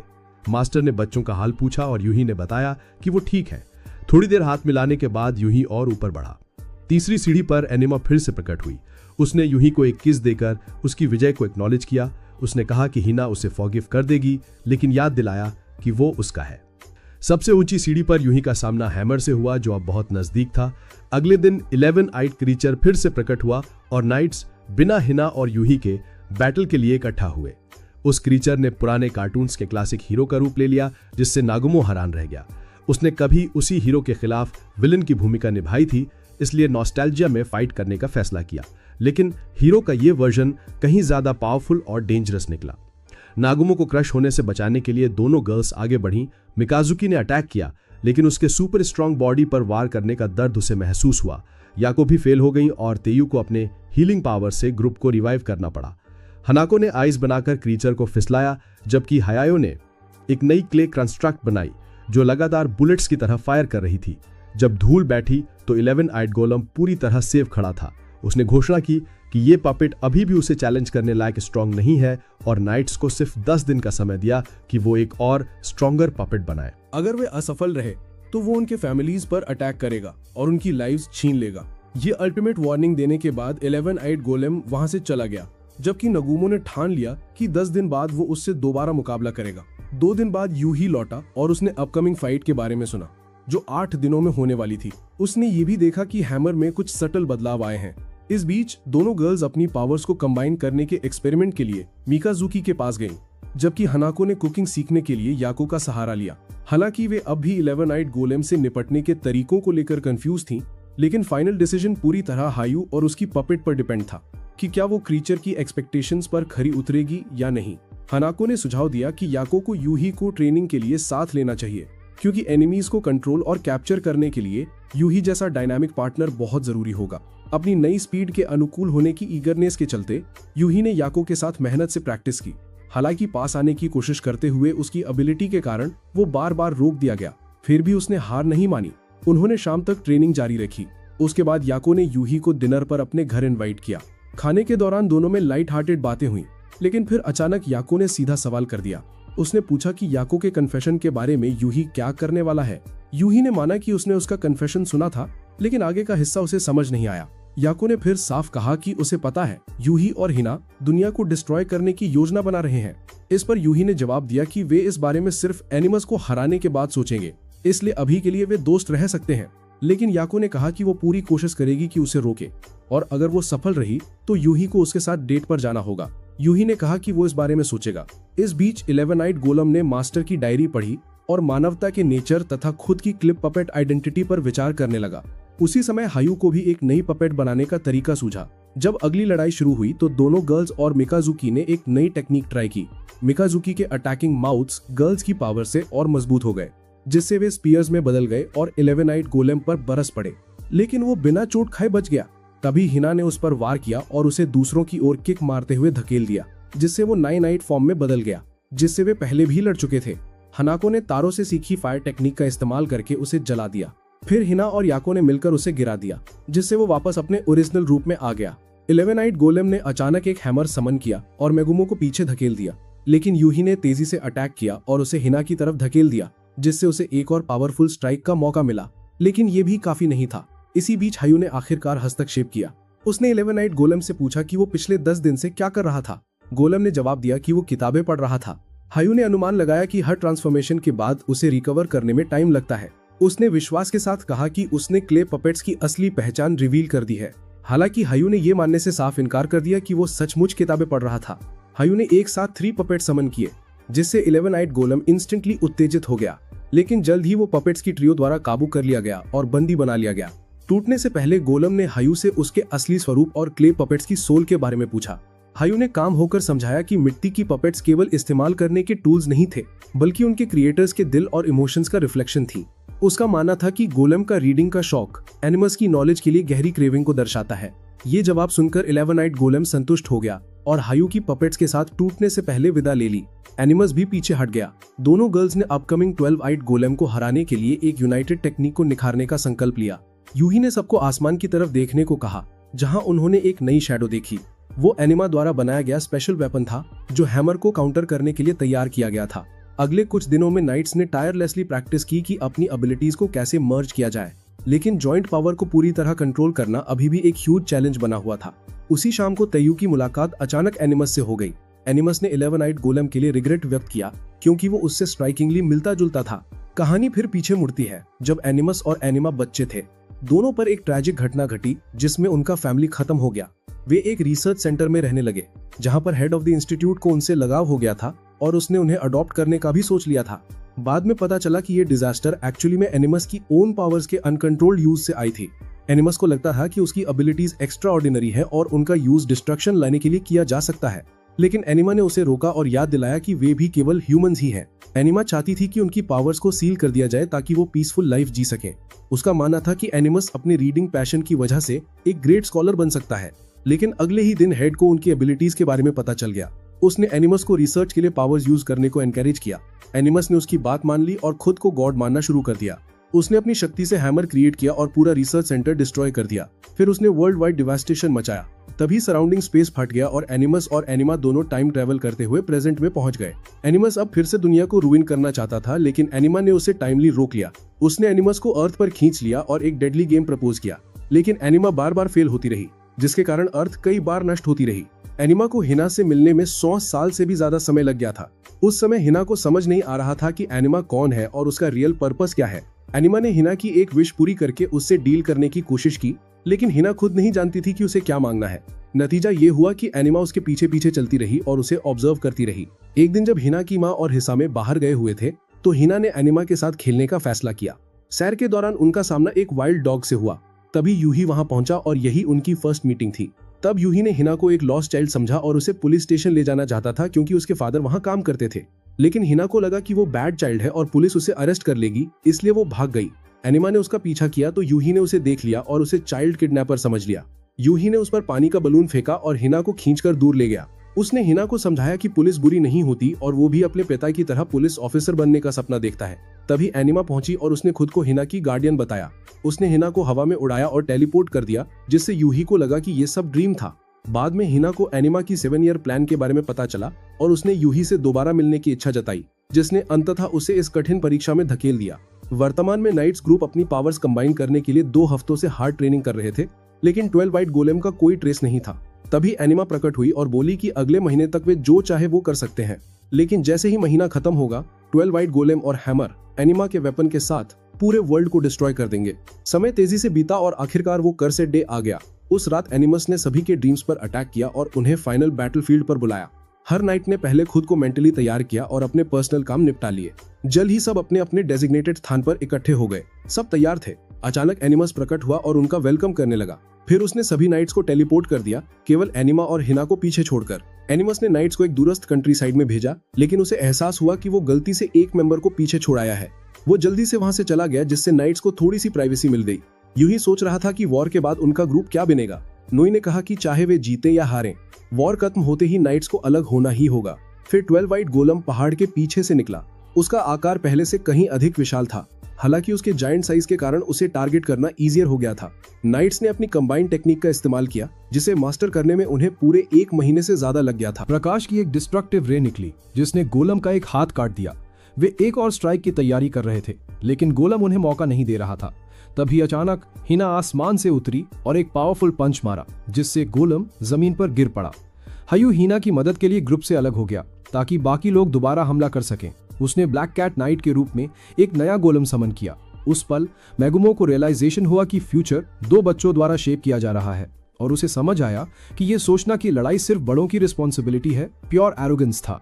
मिलकर वे दूसरी लाइट बीम छोड़ने में कामयाब हुए, जिसने गोलम के अपर हाफ को पूरी तरह डिस्ट्रॉय कर दिया। गिरते हुए गोलम के नीचे उन्हें एक गांव दिखाई दिया, लेकिन एनिमा ने बताया कि यह सिर्फ एनिमस द्वारा बनाया गया एक इल्यूजनरी आइलैंड है जहां कोई असली निवासी नहीं है। तभी एनिमस ने अपना हैमर एक्टिवेट किया, जिस पर एनिमा ने यूही को स्पेस में मौजूद वेपन की ओर भेज दिया। उसने समझाया कि यूही का कनेक्शन उससे और हीना दोनों से है, और चूंकि दोनों के पास अब वेपन चलाने की ताकत नहीं बची थी, ये जिम्मेदारी यूही पर आई। उसे अपने अंदर गहराई तक उतरकर सोल के फ्रैगमेंट्स को यूनाइट करना होगा ताकि वो वेपन को कंट्रोल कर सके। एनिमा ने कहा, ट्रस्ट ही तुम्हारा मार्गदर्शन करेगा। जैसे ही यूही ने इस प्रोसेस पर भरोसा किया, उसके सामने रास्ते बनने लगे और वे उसे आगे ले गए। वो जल्द ही पहले सोल फ्रैगमेंट तक पहुंचा, जो उस पल का सिंबल था जब उसने ह्यूमैनिटी पर से ट्रस्ट खो दिया था। जैसे ही उसने उसे उठाया, वो फ्रैगमेंट उन चेन्स में बदल गया जिन्होंने उसे बरसों से बांध रखा था। चेन्स लेकर यूही दूसरे फ्रैगमेंट की ओर बढ़ा, जो तुरंत स्पीयर में बदल गया। यह सिंबल था उस मोमेंट का जब उसने हांजुत्सु की पावर प्राप्त की थी। तीसरा फ्रैगमेंट, जो फ्यूचर के एक क्षण का प्रतिनिधित्व करता था, क्लोक में बदल गया, जिसने यूही को वेपन के एक्टिवेशन स्विच तक पहुंचाया। उसने तुरंत वेपन एक्टिवेट किया और हैमर का वार रोक दिया। शील्ड टूट गई और विशाल वेपन भी नष्ट हो गया।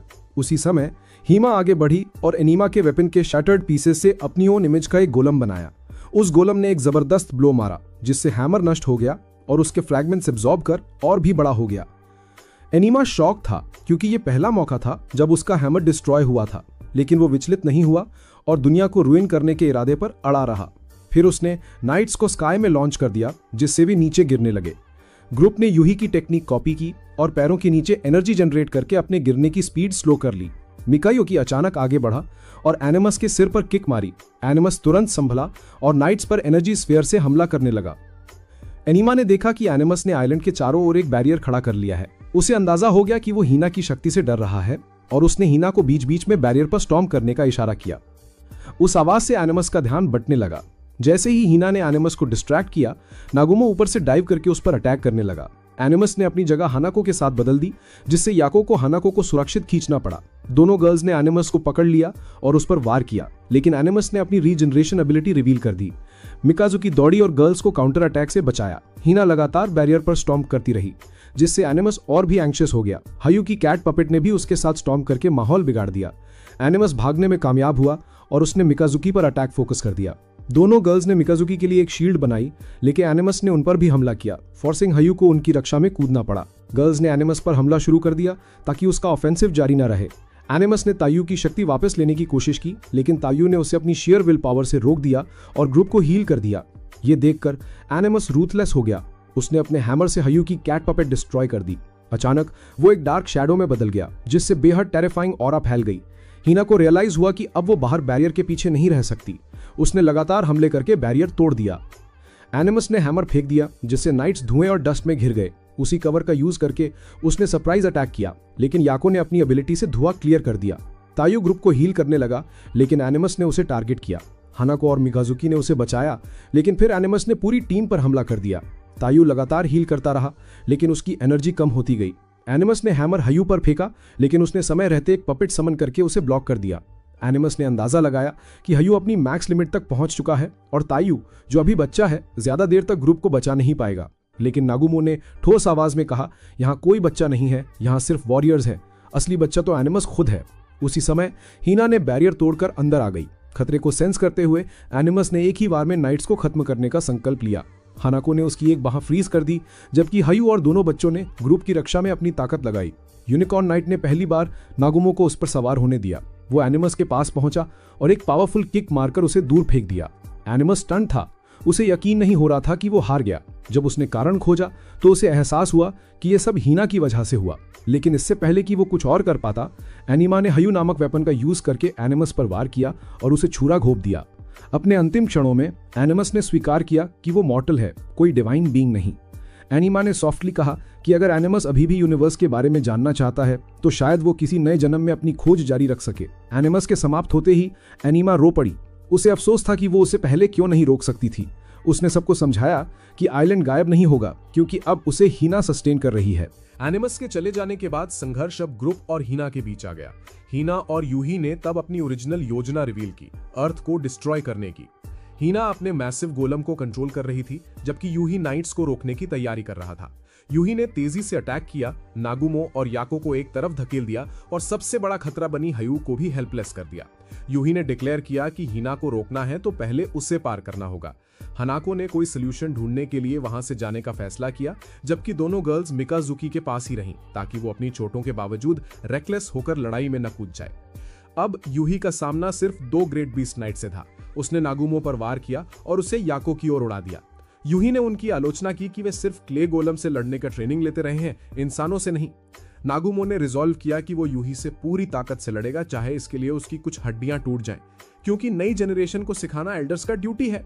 बदले में यूही ने ग्रैटिट्यूड दिखाया और नागुमो से पीछे ना हटने की रिक्वेस्ट की। इस बीच हनाको ने यूही को ट्रैप करने के लिए पानी छोड़ा, लेकिन वो उसके प्रयासों से बच निकला। याको ने और रोकने की कोशिश की और पानी यूही पर डाल दिया, लेकिन हनाको में उसे फ्रीज करने की स्ट्रेंथ नहीं थी। मिकाजुकी ने ताइयूज को जगाने की कोशिश की ताकि वो खुद को हील कर सके, लेकिन केओस में यूही ने अनजाने में याको की स्कर्ट पलट दी, जिससे वो फ्यूरियस होकर अपनी पूरी ताकत से उस पर वार कर बैठी। यूही किसी तरह बच निकला।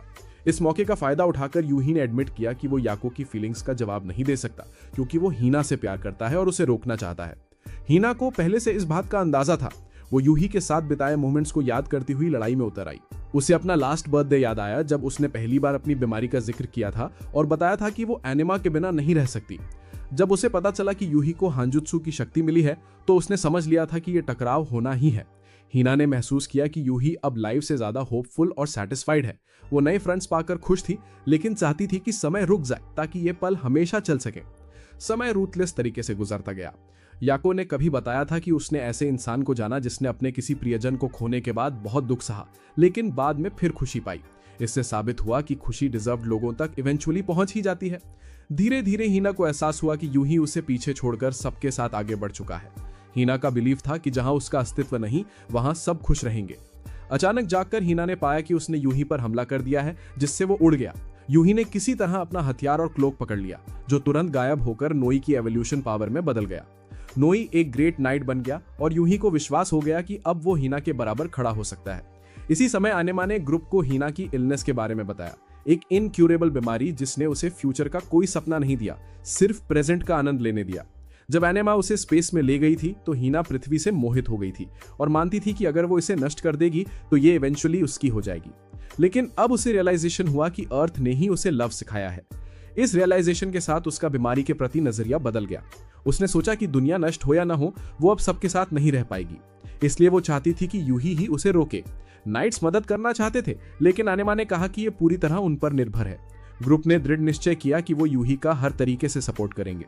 हीना पृथ्वी को नष्ट करने के लिए स्काई में चढ़ने लगी। यूही उसके पीछे कूदा लेकिन पहुंच नहीं पाया। इसी क्रिटिकल मोमेंट में सबने मिलकर उसकी मदद की और यूही के साथ बोझ शेयर कर लिया। तयू जो जाग चुका था उसने मिकाजुकी को हील किया और उसे शक्ति दी कि वो यूही को हीना तक पहुंचने में मदद करे। यूही ने डिक्लेयर किया कि अगर हीना का समय रुक गया तो वो उसके साथ एंड तक रहेगा और जरूरत पड़ने पर उसके साथ इस दुनिया से चला जाएगा। लेकिन हीना नहीं चाहती थी कि यूही उसके लिए खुद को सैक्रिफाइस करे, क्योंकि वो उसे पृथ्वी से भी ज्यादा प्यार करती थी। यूही हीना को वापस नीचे ले आया। जैसे ही वो अपॉलॉजी मांगने वाली थी, ग्रुप ने पहले उसे गले लगाया और वेलकम किया। हीना फूट फूट कर रो पड़ी, सबका शुक्रिया अदा किया और माफी मांगी। फिर आनेमा ने सबको वापस ले लिया क्योंकि आइलैंड टूटने लगा और हीना के वेपन्स बिखरने लगे। उनका युद्ध खत्म हो चुका था। आनेमा ने झुककर अपने पर्सनल कॉन्फ्लिक्ट से हुए नुकसान के लिए माफी मांगी।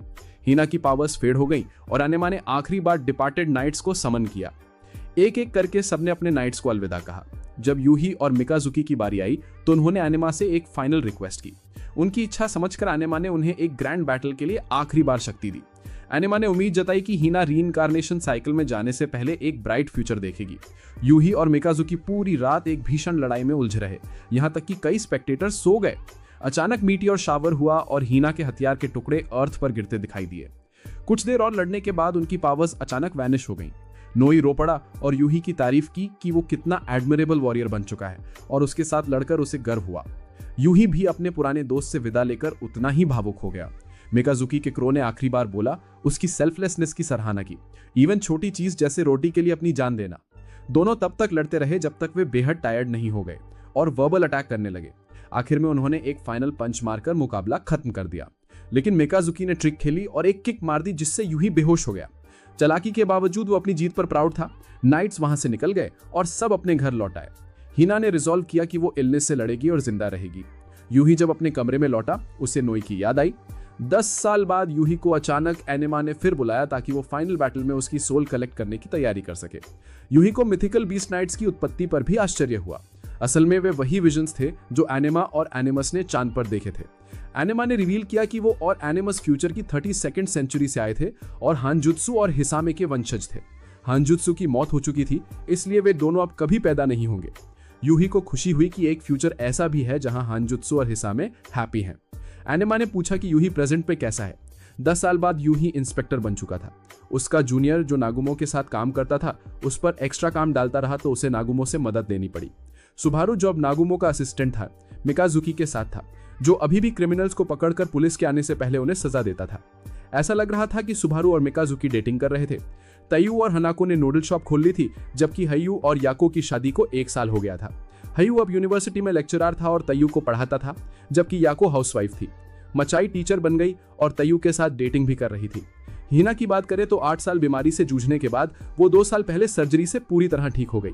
उसने इलाज के लिए फ्रांस में 2 साल बिताए और अब लौट रही थी। सबको खुश देखकर एनिमा बहुत खुश हुई और प्रॉमिस किया कि वो टाइमलाइन को यूही से लिंक करेगी ताकि सब स्मूथ चले। यूही हिना और उसकी सिस्टर को लेने गया। अब हेल्दी हिना ने अनाउंस किया कि वो ओलंपिक्स में हिस्सा लेगी और जितने भी गोल्ड मेडल्स जीते जा सकते हैं जीतेगी। यूही फिर हिना को सबके साथ सेलिब्रेशन में ले गया। नागुमो ने बिल पे किया क्योंकि 10 साल पहले लॉटरी जीतने पर उसकी यही इच्छा थी। हिना ने सबको उन legendary beast night dolls gift की जो उसने सालों में बनाए थे और इस तरह उनकी साल भर की एपिक लड़ाई खत्म हुई। अब सब बड़े हो चुके थे और अपनी अपनी लाइफ जी रहे थे।